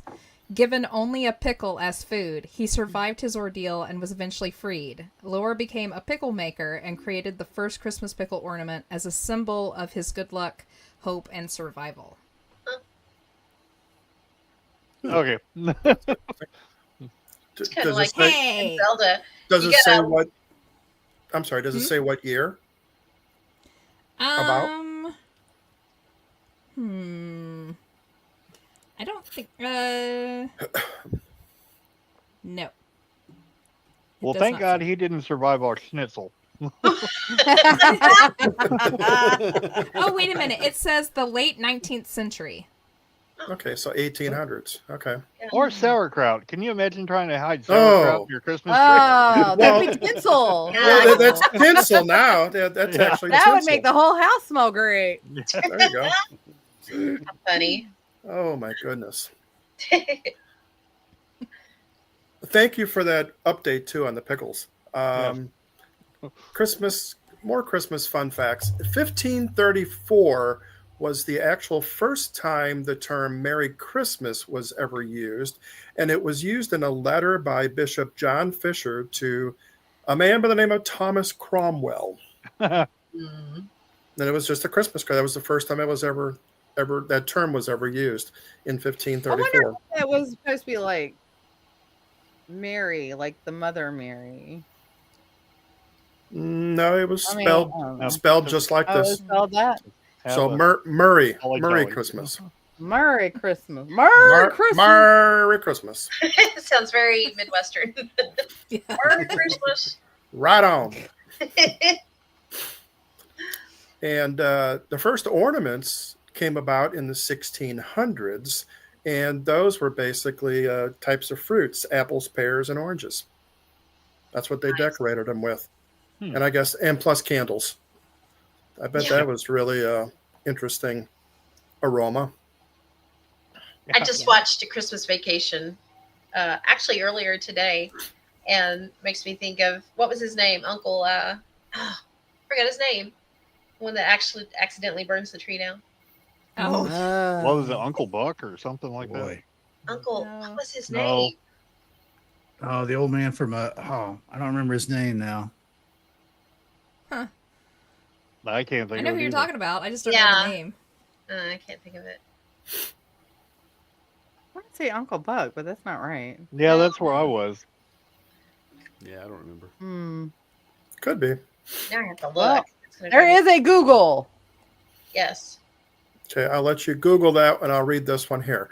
In the 1670s is when the candy canes came about. It was a German candy maker who shaped the canes into basically to look like shepherd hooks. 1670s. Wow. 1670s. That's some old candy. It's like, Yeah. Ew. I think my grandma may have had some of that candy still in her house. A bowl of ribbon candy. Yeah. there you go. Yeah. Yes. Sharon marries. That's right. That's perfect. Her name is spelled the same way. Merry Christmas, Mary. Have a Merry Christmas. Speaking of that, one of my clients years and years ago, her name was Mary Christine Smith, and she went by Mary Chris Smith. Merry I thought that was kind of interesting. Yeah. So her parents really loved her, apparently. Yeah. 1823 is when the reindeer names became, predominant, and it was in the song, Rudolph the Red-Nosed Reindeer. These were the reindeer names: Dasher, Dancer, Prancer, Vixen, Comet, Cupid, Donner, Blitzen, and Rudolph. In 1902, the next slide, somebody tried to change everything, and in 1902 they came up with the reindeer names of Flossie, Glossy, Racer, Pacer, Scratcher, Ready, Steady, Fireball, and Reginald. Reginald. You sure Reginald. Yo, Reggie! Go right up the sleigh, man. And I'm those like, certain types of whiskey, maybe? I don't know. I'm like, what the devil? What? It was what? Uncle Jack. Uh, Oh, Uncle Jack. Okay. Uncle Lewis. Uncle Lewis and Aunt Bethany. It says a character named Uncle Jack, played by actor Bob Clark. No, it was William Hickey, played Uncle Lewis. I found Well, it. Well, then who the heck is Jack? No, I have no I idea. remember a Jack in there. Who's got the better AI to tell them the truth? Right? Exactly. IMDb. And then there was Scut Farkus. Oh no, that's A Christmas Story. That's the. Oh, are we talking about? What are we talking about? I thought we were talking about the Christmas story. No, Vacation. Vacation. National Oh, Lampoon's the Christmas vacation. Yeah, Okay. yeah, that makes I sense. heard Christmas story, and I was going with Christmas As story. soon as you I'm said Scott sorry. Fergus, I was like, nope, that's A Christmas Story. He's blaming it on the Bumpkus dogs. Right? Sorry. Damn Sorry. bumpuses. Yeah, I just don't think I could ever sing a song with these names in it. No. No, No. Flossie and No, Glossy yeah. and Racer and Pacer. Scratcher and Ready. No. Steady and Fireball. And the most famous one of all was One of all, Reginald. Reginald. Reginald doesn't really roll off the tongue. No, it really Reginald. doesn't. Why this guy did this, I have no idea, but I can't remember the person. Reginald. who- and He was I drunk. can't even say it. He was drunk. He was at a I'm like- bar. Yeah, that yeah. was He had pretty- to have been at the bar when he wrote this. You know, he was looking. He was around just naming going, his friends that were in the crowd. That's I was all it going to say, I think he just named him after his buddies at the bar. Except for Fireball. Now Fireball could have probably been. Well, you know, I don't know. I think Ginger, one who of them knows? should be named Fireball because Fireball is really, really good. That is kind of a cool name. It's like, yeah. But yeah, Scratcher? No, I can't do that one. Or Reginald? No, I can't do that either. So 1843, that was the actual first Christmas card. And it was sent by Sir Henry Cole, who was an English politician, to, I don't know, one of his friends or another, maybe to the jury, who knows, sent it to somebody. In 1843, that was the first Christmas card. I wonder if that one actually included Mary in that one too. maybe. Yeah. It's probably an eviction notice or something. Probably. There you go. I found this one really interesting. In World War II, a lot of gifts were sent to soldiers, especially prisoners of war, and they were sent special decks of playing cards. And when the playing cards got wet, you could peel them back, and it revealed escape route maps. And I thought that was kind of unique. That is. I have never heard that. That's very I- cool. Even either. I didn't either until a couple of nights ago when I found it. Very cool. That is cool. I knew they did playing cards, but I didn't know they had escape routes on them. That's neat. Well, it's just like the inflatable guns and the tanks that they used too. Wasn't that World War II? Mm-hmm. So they did. Well, I awesome. know whenever Desert Storm was, I got a lot of stories from soldiers that said they were sent vodka with blue dye in it, and what was it? Mouthwash. Yeah. That's funny. Yeah, I was like, really? They said, yeah. They didn't open it to look at it, or smell it. So, oh my god. And it smells kind of alcohol-y anyway. So, Mm-hmm. hmm Here you go, Enzo. Here's a good one for you. December 19th, 1965, Gemini 6. Wally Schirra and Tom Stafford were in the capsule, and they looked out the window. They were broadcasting to, I guess, Mission Control or whatever, and they saw what looked like a UFO, and they weren't sure what it was. So during the middle of a serious communication with ground control, the two of them started singing Jingle Bells and said it was Santa Claus they were seeing. supposedly, according to the UFO lore, during the Apollo flights for this particular, well, not this is an Apollo, This with Gemini, right. That is Apollo had been afterwards. Yeah. They set up you were supposed to have a code word, and for this particular time, they were up during the Christmas holiday or as close to it, where they were supposed to use like a code word. It's like, we have a Santa Claus, kind of a thing, or something like that, okay. and the person on the other end in mission control didn't get it, and they started singing Jingle Bells. Like, do you get it? There's something else up here. Jingle bells. So I guess if Pam or Jess could, I have a shared screen somewhere down there. I know you have. Why would they sing Jingle Bells for UFO?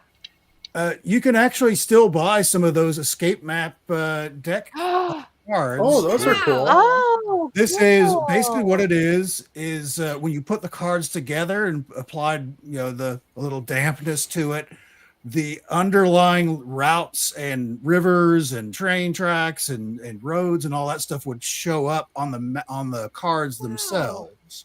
Why have I never heard of this? that is amazing. That's wild. That's wild? crazy.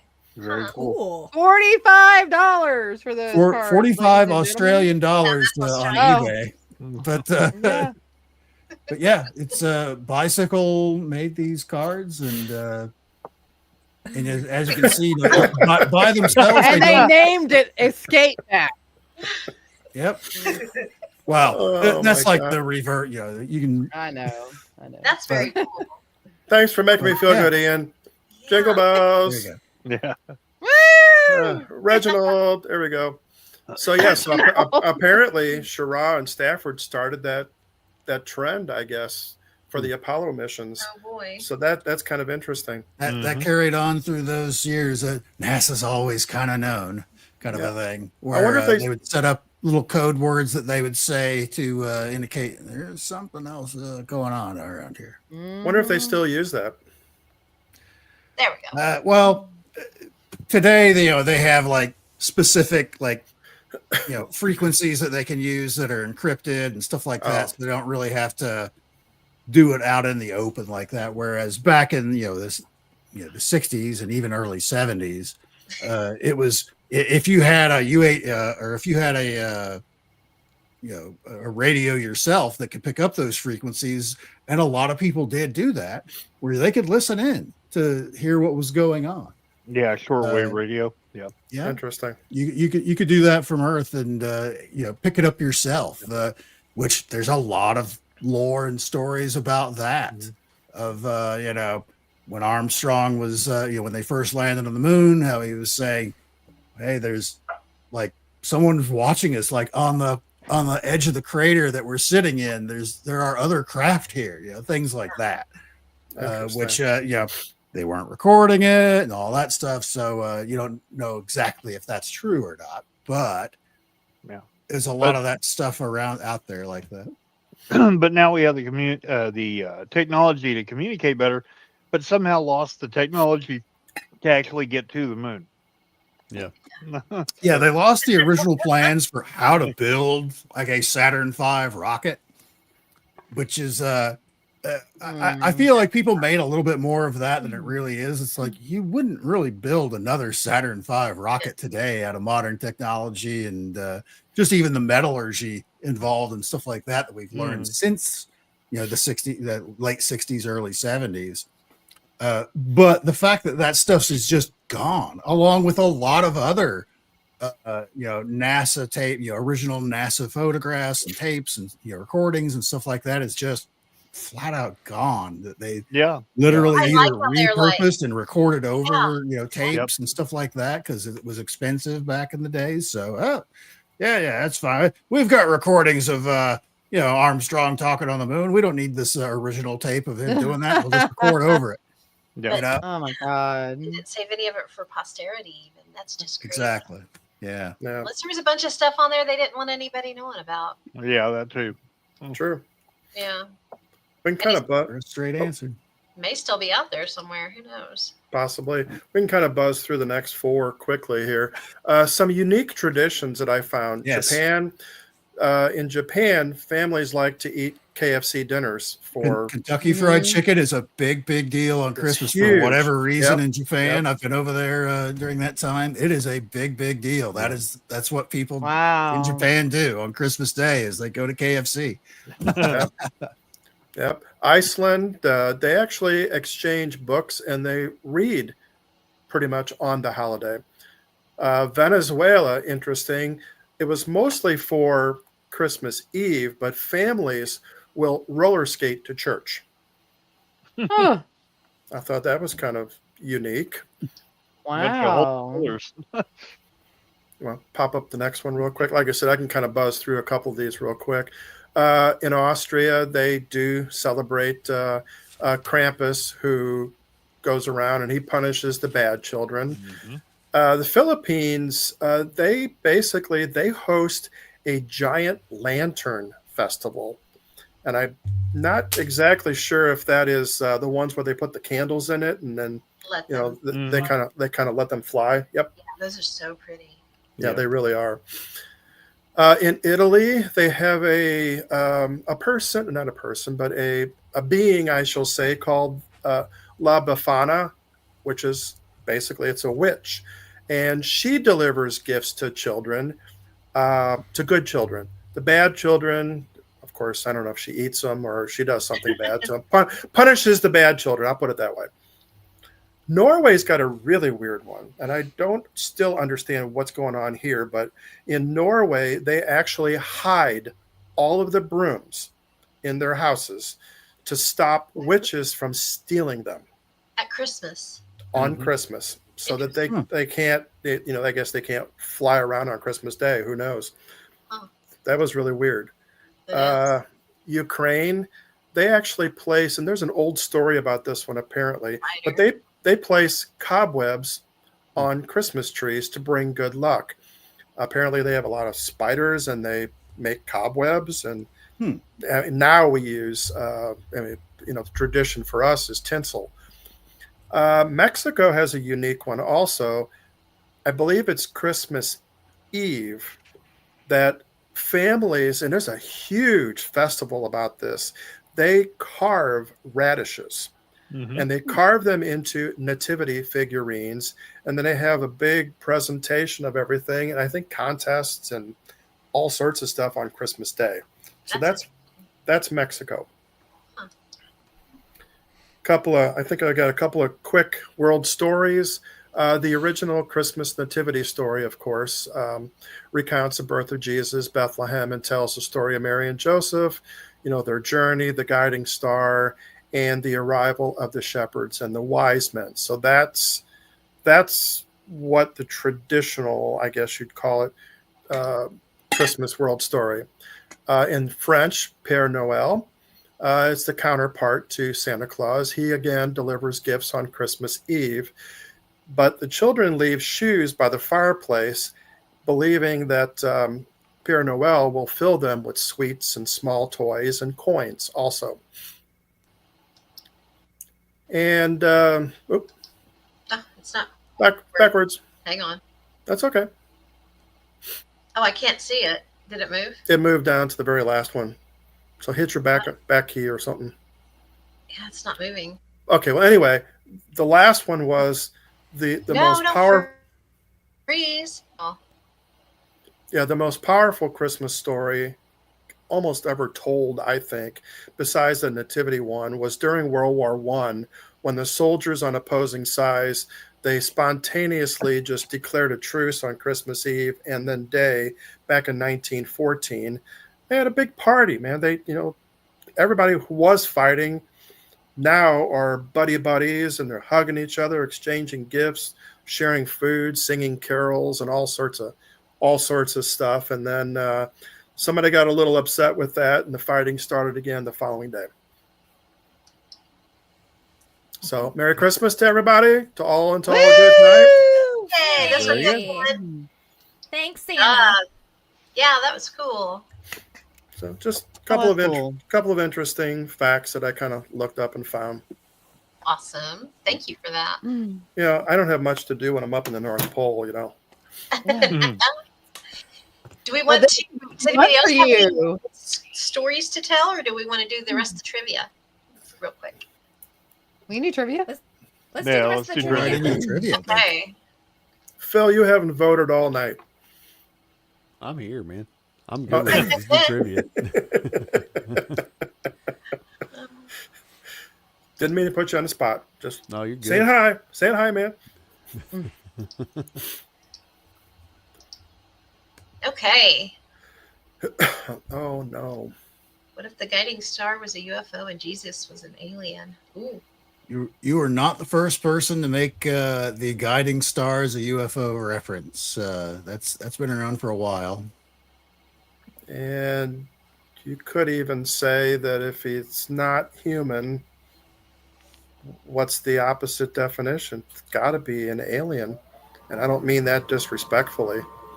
Right. Oh, it's a J family truckster there. I did. Oh, Uncle Buck. No, what was his name? Uncle Fred. John. Uncle Buck. Uncle Billy. Lewis. Lewis. Didn't he run into it? Didn't he drive into it? No, they dug it out with their hands. In the movie Oh, Christmas that's right. Vacation, Clark forgets his saw to cut down the Christmas tree. How did he get the tree out of the ground? They Bigfoot. dug it out with their hands. Pulled it out with the car. What'd you say, Phil? I said they dug it out with their hands. Anybody else have a guess? I just say they pulled it out with the car. Pulled it out with the car? Yep. Yeah, he's got the whole Big- root ball on Bigfoot there. help him. I love the root ball. That is good. You said car. Okay. Car, hands, Bigfoot. Yep. When he's in the living room with Cousin Eddie and Eddie is admiring the tree, Clark says, I dug it out myself. You're right, Phil. There's actually a deleted scene where when he realizes he forgot the saw, they go back to the guy that's selling the trees, and he's like, yeah, you can either get a saw or a shovel, and I'm all out of saws, because he didn't like Clark. Clark dug it out. Which reindeer's name means thunder in German? Oh, crap! I did that one. I don't remember anymore. Is it Donner. Blitzen? Donner. Blitzen? Donner. Yeah. I hear Donner. I hear Donner. Yeah. Blitzen. Oh, yeah. Blitzen. Ken would know. Blitzen. It's Blitzen. Okay. Anybody else want to chime in? Rudolph. It's Blitzen because that's where Well, Blitz. Ken knows German. Reginald or whatever that other one was. Reginald. Reginald. I was going to say Reginald. Yeah. It was Fireball. Julie said Blitzen. Fireball. Fireball, yeah. Blazer. It was Donner. Donner. Yep. What? His buddy His- Blitzen. oh, was lightning. Oh. Okay. Yeah. So together they are a storm front. Thunderbolt and Why lightning. Blitz Very was exciting. German? What beverage was originally marketed as Christmas milk punch? Eggnog. Eggnog. Well, Oh. I love milk eggnog. punch. I hate eggnog. I love it. despise it. I hate it too. That sounds gross. Gross. Yeah. That's Oh, I love eggnog. It's you were so right. good. Eggnog, the drink that makes raw eggs festive. Hey. Ooh. For some people. For some people, exactly. I Julie like got it right. Julie did get it right. What holiday movie soundtrack famously outsold the film itself, becoming one of the best-selling Christmas albums ever? Is White it Christmas? Alvin and the Chipmunks Christmas? Chipmunks. I think it's a White Christmas. Alvin and Chipmunks. Yep. Is White it real? Christmas. So Movie soundtrack. Oh, wait a minute. It would be Holiday Inn then, because White Christmas was Oh! on Holiday Inn first. Yes. Holiday. Holiday Oh, Inn. sorry. Julie Really? said That's White all good. Christmas. Ian said he's sticking to Bailey's. He's not messing with the eggnog. I don't know. Alvin and the No. Chipmunks. Had... I think Chipmunks. Chipmunks. I Anybody wish I else hope want it's to chime I'm in? thinking like Oh, Ian said Die Hard. Frosty the Snowman. Frosty the Snowman. Ian said Die Hard. Of Jingle Rudolph the bells. Red-Nosed Reindeer. Jingle bells. I don't know. There's so many of them out there. Nobody got it.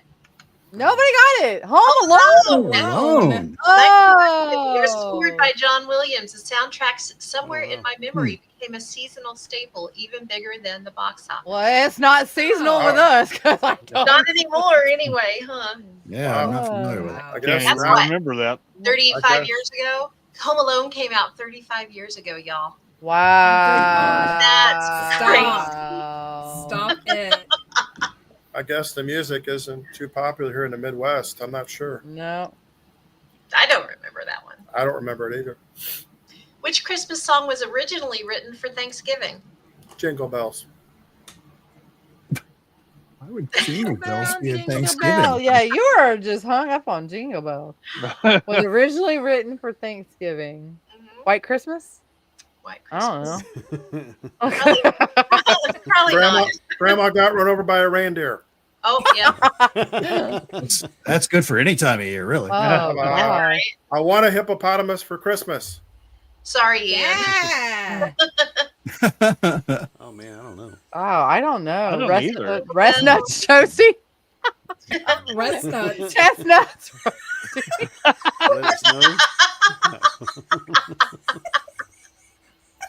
What's it? What are you drinking? I think we all need to know. Mimosas. That's funny. It is Jingle Bells. He's right. Oh, Chris Sleigh Kringle rides got in it. December turned into December jingles. Actually, if you listen to the song, it's not about Christmas or Thanksgiving. It's about racing sleds and chasing girls. Oh, it is. It is. That's why it's such a popular I have a song. new respect for Jingle Bells now. Yeah. It's,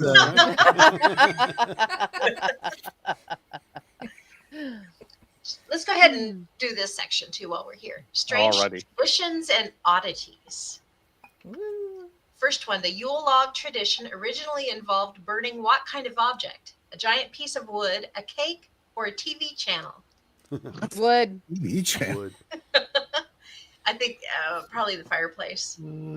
Wood. A cake. A cake.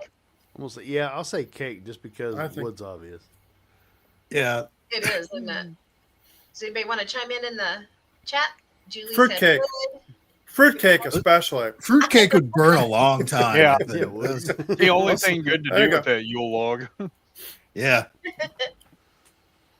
They're fun to make. Would But taste they're hard better to as make. 'Cause you fat. have to make Yeah, a really, I can't remember the name of it. It's like a sheet cake, but it's very thin. A jelly Wow. roll. You have to make a Cracker. jelly roll and then roll it up. Yeah, but see, Play-Doh's fun to play with too, but it's not good to eat. That's true. Good point. Unless you salty. bake it. Ooh, it is a giant. Wow. Ah, Nowadays, it's a cake or a cozy fake fireplace on TV. Because the Yule log was a pagan tradition. It was. It was Druid. Yeah, sure was. Sure was. Like they were little Debbie's or something. They burned it at New Year's to carry the fire from last year into the new year. Yep. To ensure that there was always a fire, a home fire. it just Keep seems the like a home wasted fires cake burning, for I me. guess. In Catalonia, Yeah. Spain, families celebrate Christmas with a log called Tio de Nadal. I probably pronounced that way wrong. What bizarre thing did they make the log do? log do? They make the log do things? Rolled Well- it, Log do rolled it down something. a hill. The thing is, first you have to get the log drunk. Is this another Find the Pickle reference? Yeah. Oh. Sit up and beg. I don't know. Roll down the Dance, hill log, like dance. like the cheese people. Like Oh, the big gosh. cheese rolls. I don't Cheese know. ball? I don't know. Yeah, you know the big ones that roll down a hill. Ian They said they made make it- it dance. Julie said jump and Yeah. dance. They made it find the pickle. They made it find the pickle. Yep. They feed it fruit and sweets in December, all December long, and then on Christmas Eve they beat it with sticks until it poops out presents and candy. Yes, it's Oh, it's a literally called- pinata. Literally called the Oh. pudding log. I remember. Okay.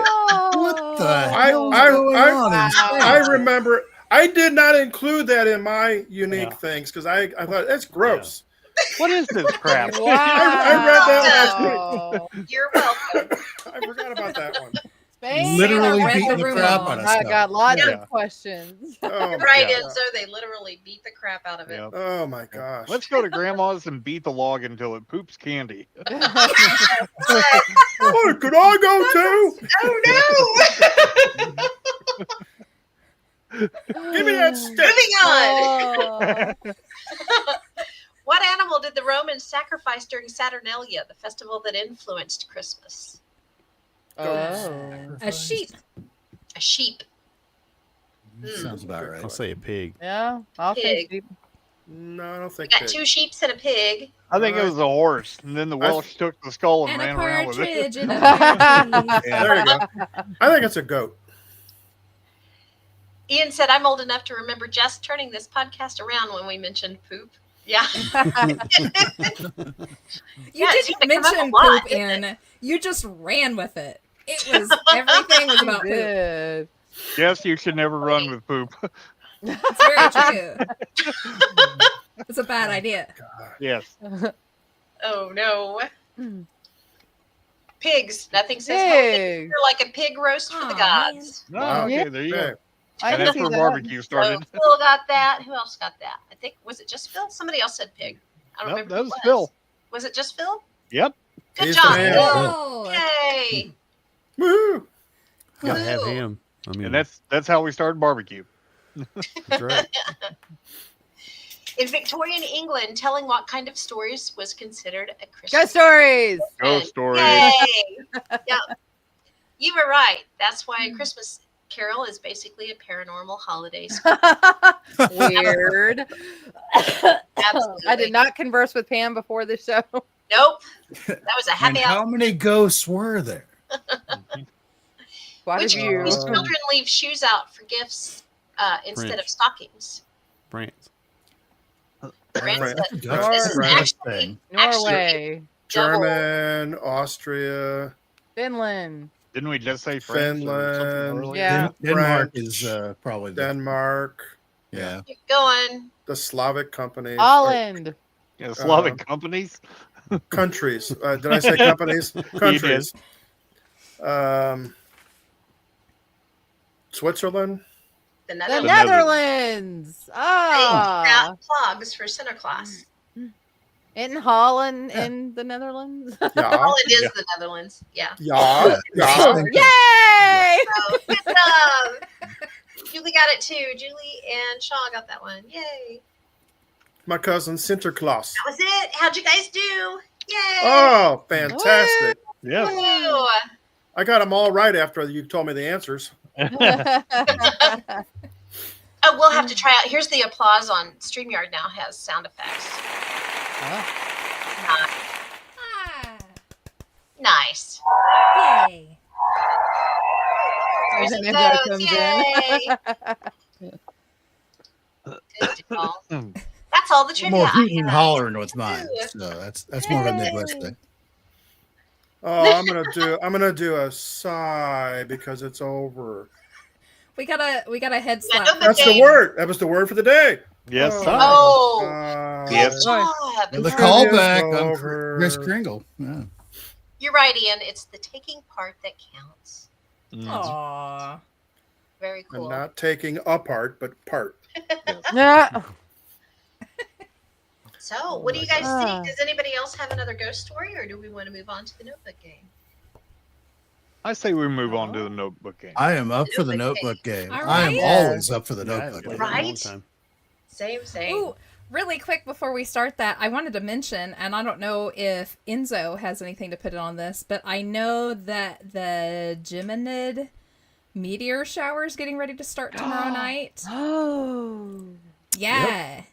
It's one of those, it expands over a few days. So just going out at any time, if you know where Gemini is, all the meteor showers are named after the constellation in the sky that they're centered off of. So it looks like they're coming from that, thing.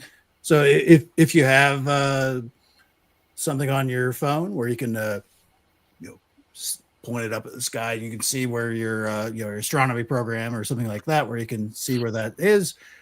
It's generally going to be later at night to see the center of it, but Gemini, it's actually one of the better ones where you can see them kind of at any point during the night, where you'll see, a few dozen over the night, things like that. And dress warmly, though.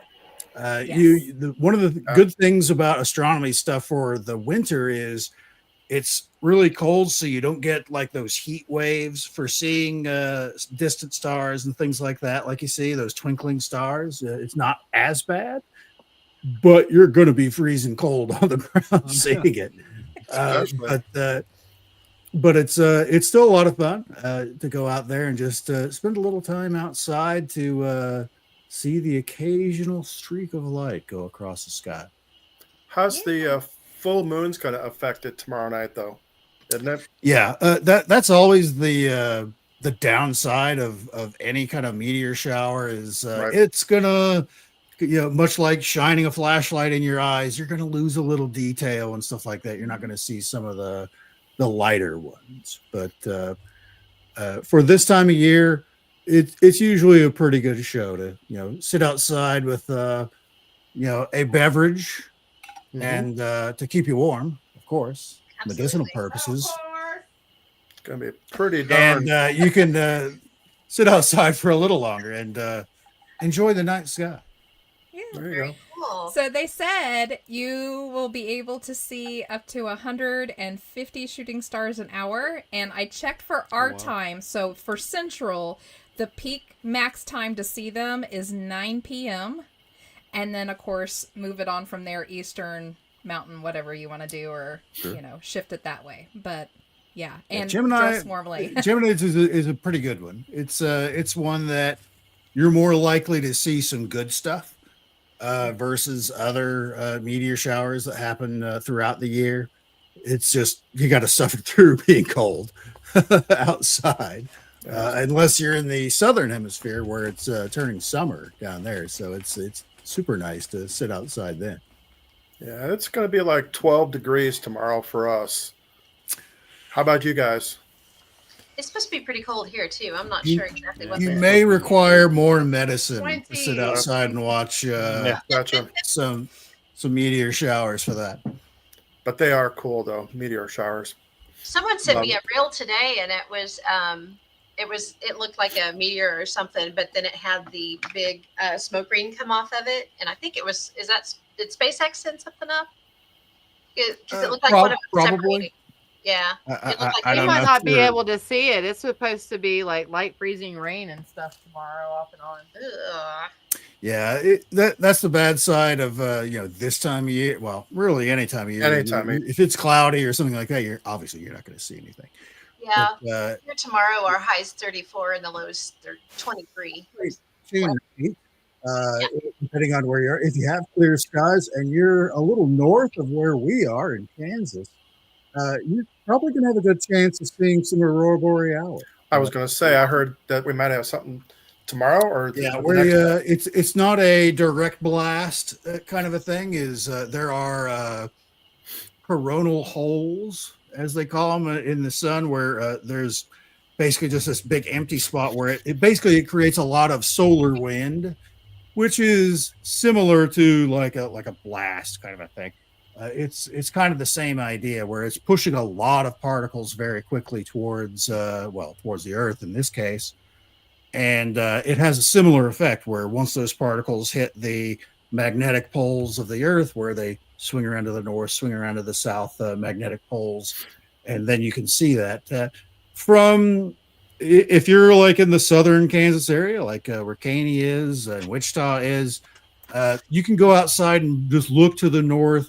You may not see anything with the naked eye. However, if you use your phone and you can see it through your phone, where you'll see the glow to the north. If you live further north into the northern tier states, you'll see a much better show.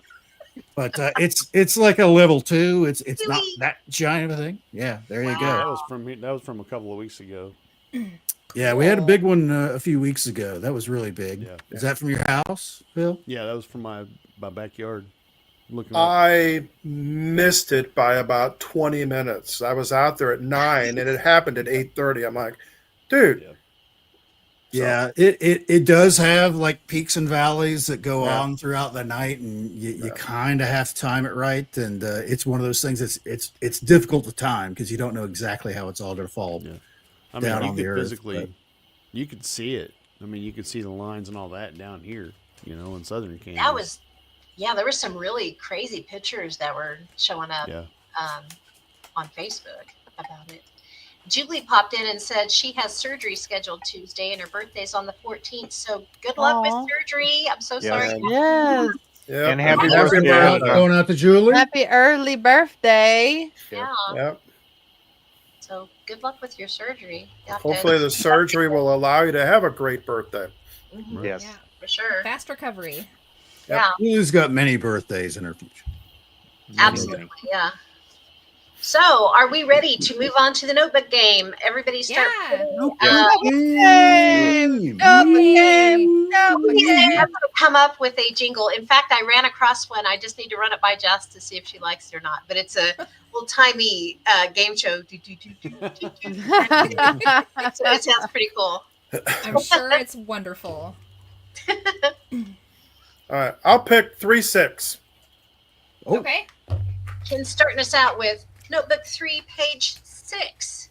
Be Easy sure enough. if you're in the chats to get your notebook number 1 through 5 and page number 1 through 100.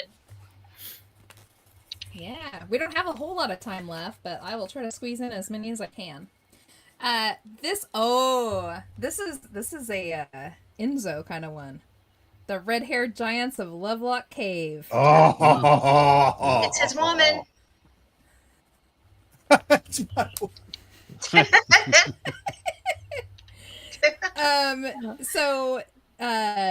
This happened back in 1911, 93 miles northeast of Reno, Nevada. A group of miners led by James Hart found giant skulls with red hair. DNA tests proved they were not Indian, but Caucasian, and they were estimated to be about 8.5 feet tall and covered in a gum-covered fabric, much like Egyptian mummies. They also had double-row teeth. The skulls are currently owned by the Humboldt Museum in Winnemucca, Nevada, but cannot be displayed because the state does not recognize their legitimacy. Ooh. Wow. Yeah. Under that, I have the Smithsonian cover-up. I was about to say Smithsonian. I'm sure had something to do with that. Yeah. Always. Yeah. Beginning after the Civil War, 1879, beginning after the Civil War. In 1879, when Major John Wesley Powell was appointed Smithsonian director and started a strict pro-evolution, pro-manifest destiny agenda. And these are just notes to myself. That's why these aren't complete sentences. I've just made little notes and dashes to myself. I have a little note how evidence has disappeared or become unavailable. Number 1, in many cases, the sites were so old and fragile that the bones disintegrated to the touch. Number 2, the general public looted the graves to use for sideshows, advertisings, and souvenirs. 3, having been found in farm fields and future building sites, they were destroyed when property owners didn't want the attention. And number 4, Smithsonian interference. Many skeletons were turned in only to show up missing many times. Smithsonian representatives would show up feigning interest only to lock down the site and either empty it or destroy the site itself, or cave entrances in and then claim it was a fake site and that they had found nothing there. And then it keeps going. Yep. I plan on visiting Lovelock Cave this summer, this 4th of July time frame. Man, You gotta bring do like it do a little video or something that we can show. for sure. Yes. Oh, that's the plan. Is of course my friend Karen from Australia that I do a show with on Sundays now is coming to Virginia City, Nevada, which is kind of like her second home, which is only about an hour or so away from Lovelock Cave, where I'm going to go out and I'm going to spend the 4th with her. And at some point during that week, we're going to go out and check out Lovelock Cave. Very cool. Sweet. Have fun. So cool. That is awesome. Yes, videos. Yes, for sure. Lots of videos. The story behind Lovelock Cave is bananas already. And it's the locals basically got tired of their the Giants BS and chased them to. There's a lake not that far away, which was bigger back in the day, of course. Where basically they chased all the giants into where the middle of this lake, and anytime they come near the edge, they just start slinging spears and arrows and everything else and driving back up towards the center. And at one point during the night, they were able to squirt away, and some of them, and they made it to Lovelock Cave, and they just took all the local, indigenous folk. Took all of anything that was burnable, any kind of shrub or tree stump or anything, and just shoved it into this cave and lit it on fire to burn them out. They were tired of their crap, constantly marauding their villages and stealing their women and their food and killing their men and all of that, all of the stories. So there's, I've talked to a couple of people that have been out there, and they're like, you can definitely tell there was a big fire at some point in the past in that cave. You can see the whole underside of the cave is just scorched from lots of burning materials over the years. They could date the carbon off of that. You think they could? I don't know. That's a good question. I don't either. Interesting. Yeah, I don't know if that would That's a work. good question. All right, Okay. I have Julie's pulled up. Awesome. And this is part of a list from when we were working on time travel in photos and film. So, Chaplin's Time Traveler, in 1928, a silent film, there's a lady who looks like she's holding a phone up to her ear. You probably have seen this before when they were doing proof of time traveling in old photos. Yeah, it looks like she's holding a phone up as she's walking by the camera. I'm not sure what that was. I'm trying to remember who I was talking to about something like that too. It was so interesting. Yeah. 1941, the hipster guy, taken in 1941 at the opening of the South Fork Bridge in Canada. He looks too modern for the age. He has a logo printed on t-shirt, a small portable camera, and wraparound sunglasses, which I've put up to the side, all available at that time. Yeah. Interesting. Yeah. The t-shirt logo was of the Montreal Maroons, a hockey team, and mini cameras from Kodak were readily available to the public at that time. Interesting. So, he does. If you look at the picture, just look up hipster guy 1941. You'll find the picture. So many versions that people zoomed in on it and stuff. He absolutely looks like he belongs in like our day and age. Especially with the wraparound glasses, that just he really appears out of place. Yeah, he does. And the last one on this page is the Towan Beach Time Traveler, 1943. In Newquay, Cornwall, a man looks as if he's using a mobile phone. It was another photo. Yeah. But that's all that's on this page. I think we were just doing time travel. Yeah, because the page before that, I'm talking about Chronovision, Andrew Carlson. Pam, if you could pull up the share that I have Did there. you get it? Oh, cool. I have the hipster. I was trying to grab it. Yeah. Good deal. This is the hipster here on the right. Whoa. Here on the right, you see the gentleman in the sunglasses, which have this weird side, like blinders side, wearing what appears to be a t-shirt with some type of logo on it down here, holding a camera, which if you go back, because there are other pictures taken the same day. I forget what the event was that they were taking pictures of where people were there that day. It was, I forget what it was, the opening of some new thing. But all of these things technically were available to be worn or to be had during the time frame when this occurred. But the haircut, the glasses, what kind of does look like, your standard t-shirt with a hipster sweater over it. Yeah. I get it. It certainly does look like somebody from It today. is out of place. Yeah. It does. Yeah. The shirt does look like it's a screen print too, which So I don't know. Right. I will say this. If you really pay attention, like if you look at all the other people in the picture, they're all mostly much older than him. Still wearing, they're still from that time where you wore a hat when you went outside. Hat and tie. Wearing a hat, wearing a jacket and a tie. Jacket, tie. Yeah. But they Dressed come from up. that time period. They're all much older than he is. There's only other one guy in there, I think, that's probably about his same age, and it's just a few down from him. It's another gentleman without a hat. You can tell he's from that younger generation. They weren't wearing hats anymore. Interesting. I have the Charlie Chaplin thing as well, if you wanted to talk about I have that. an old photo of my grandparents when they were young. They were The lady coming here on the right is holding up something that kind of looks like a cell phone. A phone. There. Yeah. Is it a phone? Is it a hearing aid, which were available during that time frame? But she does appear to be like and turning talking, around, smiling. Yeah, she's talking to somebody. You can see her mouth moving. She's talking. Got her left hand to her ear. I wonder who she's talking to. Who else had a phone?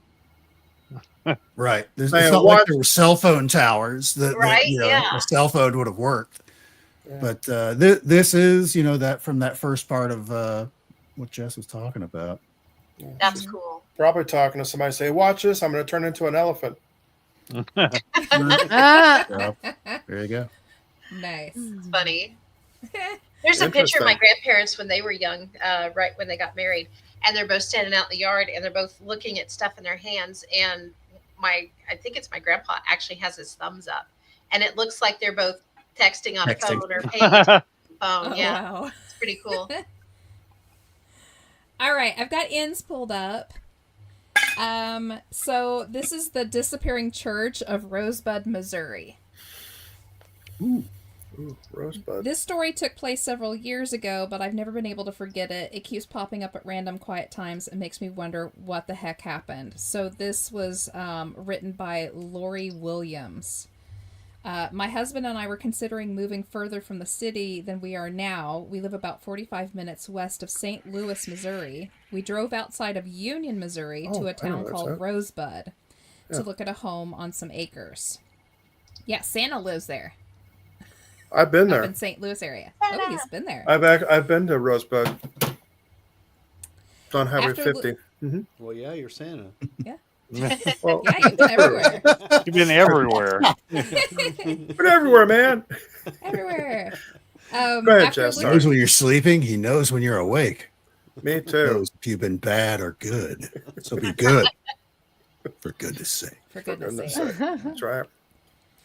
After looking at the house, we decided to drive around the area to see what the neighborhood was like. This is a very rural area, and the roads off Highway 50 were gravel. We took one road after another and were pleasantly lost in the beautiful countryside. We got on one little gravel road that was in bad shape, so we had to go really slow to keep from sliding. We came upon a little abandoned church that was sitting right next to the road. We crept by it really slowly, looking at it. The windows were gone, and there was no paint left. The bell tower was still there, but no bell. We could look right through the front windows to the windows on the other side. There were old pews still there, which surprised me. I would have thought they would have been stolen long ago. Neither of us said a word and just drove on in silence. I was thinking what a crime it was to let such a neat old structure fall into ruin, and assumed Charlie was thinking the same. Then he turned to me and said, "What do you think they were doing in there?" I didn't understand, and he explained. "You know, all those people." Well, the gist of the story is that I saw no one, and Charlie saw a church full of people just sitting in the pews looking ahead or with their heads down. After a couple of minutes of bantering with each other, I insisted we turn around and have a second look. We headed back, and this is where it gets even weirder. No church. We at first thought we had not gone far enough. Then we thought we went too far. No church. We found right where it should have been, and there was just rocky grass that had been there for a long time. We talk about it now and then, but still can't figure out a reasonable solution. It really reminds me of Pam's disappearing, reappearing house. Yeah. story. Right? There's the picture of my grandparents. Oh, so cool. It does Really? look like That's they're- your grandparents? Yeah. Yeah. They look young. to They be were. She grandparents. was 15 there, I think, and Wow. he was 18 or 19. Oh, wow. They were Yeah. babies. They were. But yeah, they both look. Especially Grandpa looks like he's texting. Uh huh. It does. Too funny. Was he looking at another hat? Was that another hat in his hand? I don't know what it is. You can't really tell. Something. I Ah. don't know. Weird. Okay, That was- I've got that's gingers. that's an interesting story, Jess. I'm gonna have to It is. check that. I've driven up and down those roads before in Rosebud, and I need to see if I can find it. Yeah. That'd be cool. Would be. This is. I think it's a cryptid encounter. Out of Chile. Villa San Rafael de Colima, Chile, September 15th, 1999 at 11 p.m. Enrique Fowler and his grandson, 13-year-old Gene Fowler, were just arriving at a location on Yerbas Buenas Street. And Enrique was parking his truck when they both suddenly noticed a strange figure standing only 4 meters in front of them. What is that? I don't know. I have no idea. I don't either. What's what? That was Noise. weird. Background noise. It's a really loud noise. It's still kind of going on. Okay. It's music. Creature, It's bass. It's a music. no, it sounds like a heater kicked on or something. Yeah. I don't Weird. know. It is weird. Okay. The creature was described as bipedal and only 1 meter in height, ape-like in appearance, dirty gray in color, and very hairy. It had a short neck with a long rounded torso. When first seen, the creature was standing with its back to the witnesses. The creature suddenly twisted around, making an incredible 180-degree turn with the top of its body, in order to look directly at the witnesses. The terrified witnesses could now see that the creature's face was gray in color with large, glowing, almond-shaped eyes and a small mouth that kept opening and closing as if very exhausted. It appeared to have long, scraggly beard and several tufts of unruly hair hung from its head. It had very short arms resembling that of a kangaroo's that he kept close to the body. Its hands had 3 fingers with long, sharp, gray-colored nails. A curious feature was that the creature's toenails seemed to protrude and then go in again, in some type of rhythmic sequence. Suddenly the creature turned again and made a 3-meter leap, quickly disappearing from sight in the nearby trees. Enrique Fowler was so stunned that he waited nearly 15 minutes before he exited the truck. Both were soon struck by a severe skin allergy after the encounter. In October 31, 2000, Enrique Fowler, only 60 years old, died of a massive heart attack. Wow. And that's the case file. That's Wow. wild. is Central crazy. South America UFO encounters are very similar to a lot of that. Yeah. The whole like Colaris thing is very similar to that, which is a Brazilian thing where the worst possible things you can imagine, just aliens coming down and beaming people out of their house and shooting lasers and attacking people in the streets and stuff like that. It's really bizarre, and to even go as far as like the Virginia thing, where police officers like grab an alien guy and just by touching it later is he dies a horrific death. Yeah. Things like that it's very similar to a lot of the things that you just read off there. Yeah. Wow. It is crazy. Crazy. All Wasn't right. there- I think Wasn't there a Mothman sighting in Kansas just last weekend? Was that, I thought, Or no, I saw was it somebody last year? It posted was that. last year. It was wasn't actually last year. There was a Yeah. story that Reported I last week. reposted, which I think actually Robert, it was something on Robert's site, I think, Yeah. where they talked about it. So That's pretty cool because it was in Kansas, right? Yep. yeah. Neat. Crazy stuff. Mm-hmm. All right. I think we should start closing out a little bit here. It's getting late. It's Yes. 9:05. So really quick, I want to thank all of our Christmas guests to our party here. And really quick, we never think to do this, but we should. Everyone you're looking at here is podcast related. So Yes. I'm going to start out first with Shaw. Shaw, will you tell everybody where to find you on other podcasts? Well, thank you so much, Jess and Pam. I am Shaw of Exploring the Paranormal Perspective. You can find it on Spotify, or you can go to Rumble at EPP Podcast. I'm also on the Muck Crew, and you can find us on YouTube and Spotify as well. And yeah, that's it. Awesome. Hey. And Very then cool. Santa, aka Ken Rawmuller. That's me. I also am a member of AMUC. Stands Yay. for Arkansas, Missouri, Oklahoma, and Kansas. And I represent Missouri from St. Louis area. I might be on another podcast coming up soon, but that hasn't been figured out yet. Hopefully I'll find out sometime next month. So that's kind of cool. But I do want to plug one thing. That's really all I do, except for Santa Claus and lectures and taxes and just a bunch of stuff.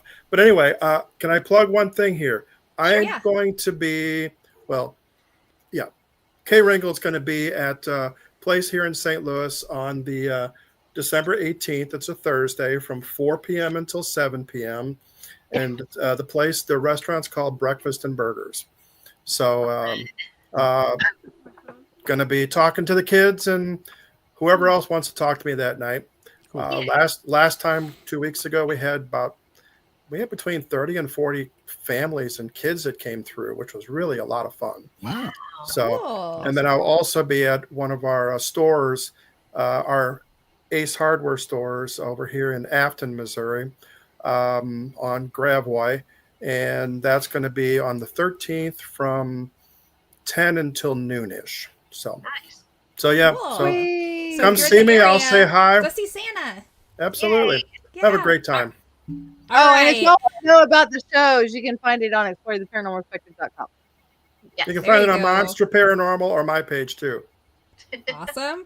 Okay, Robert Parevo. All right. Yeah, you can find me on Monstrous the Podcast, which is on YouTube, Spotify, Rumble, a little bit everywhere. And of course, we have our group that's on Facebook. And I hang out with Kenny Thibodeau every so often on Midnight Lycanthropy and hang out with these guys whenever I get a chance to. Yay. Yeah, you can find me pretty much everywhere. Cool. Awesome. Awesome. And Phil Knight. I myself and Mark Bannon, he's on here quite a bit. We both do the What If Tomorrow podcast. Both started the What If Tomorrow on the Fringe podcast, where we were more hand in hand with shows like Bordertown Strange and Monstrous and Amuck and F and all that good stuff. We're on there, but I've also got a couple YouTube channels going. Obviously, What If Tomorrow and on the Fringe, but I also run a YouTube channel more based totally off of basically what if tomorrow, and that is Condition Ready. It's a newer channel I'm building up. Nice. But then my wife, she does The Night Acres as well, kind of looks at the homesteading aspect of preparedness and all that stuff. So I'm kind of a jack of all trades, master of none, obviously. But yeah, that's where you can find us. Yay. Awesome. Excellent. And our own Enzo. I'm not actually affiliated with anybody. Yeah. I am actually thinking about starting up a new show. Oh. And What? I am looking What? for folks. I am looking for folks that I'm looking to start up like a Friday night show in the paranormal chop shop flavor. Ooh, Nice. Where it's just a casual hangout where I'm looking for other people to be on the panel. I'm looking for like ghost folk. I'm looking for UFO folk. I'm looking for cryptid folk. where you would kind of be able to show up on a regular basis on a Friday night type show and bring whatever's going on in the last week, kind of a thing, whatever topics you want to discuss, where we can discuss it as a panel, people to go along and things like that. This is something I've been wanting to do it for a long time, and it's time. It's time. There's been enough time that has gone by that it's certainly something that I should have done a long time ago. And it's something I'm interested in doing. So if that is something, if you have an interest to where you would want to fill in one of those roles on a Friday night kind of hangout type show, contact me. Please let me know. Yeah. Very cool. Awesome. That's exciting. Excellent. Watch our show to get updates on that, because I'm sure we will totally have Enzo on to spin his new show whenever that comes out. Yeah, same for us. Definitely. Very nice. Definitely. Absolutely. Yeah.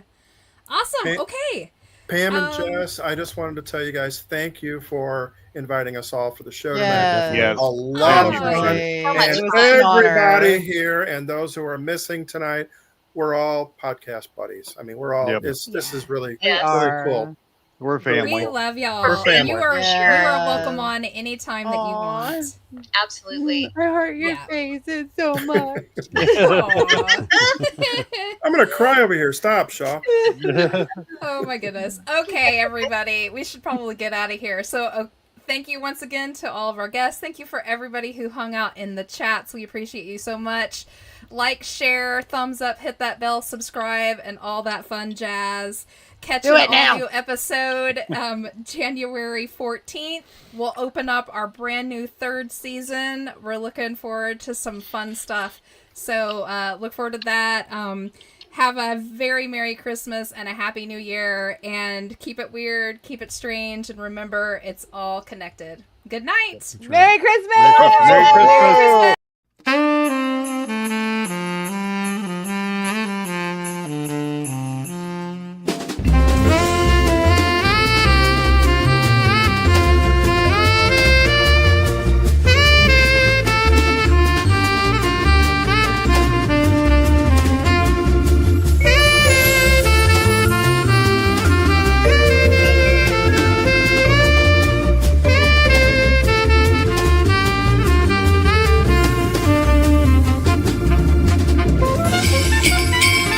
Ho, ho, ho, ho, ho!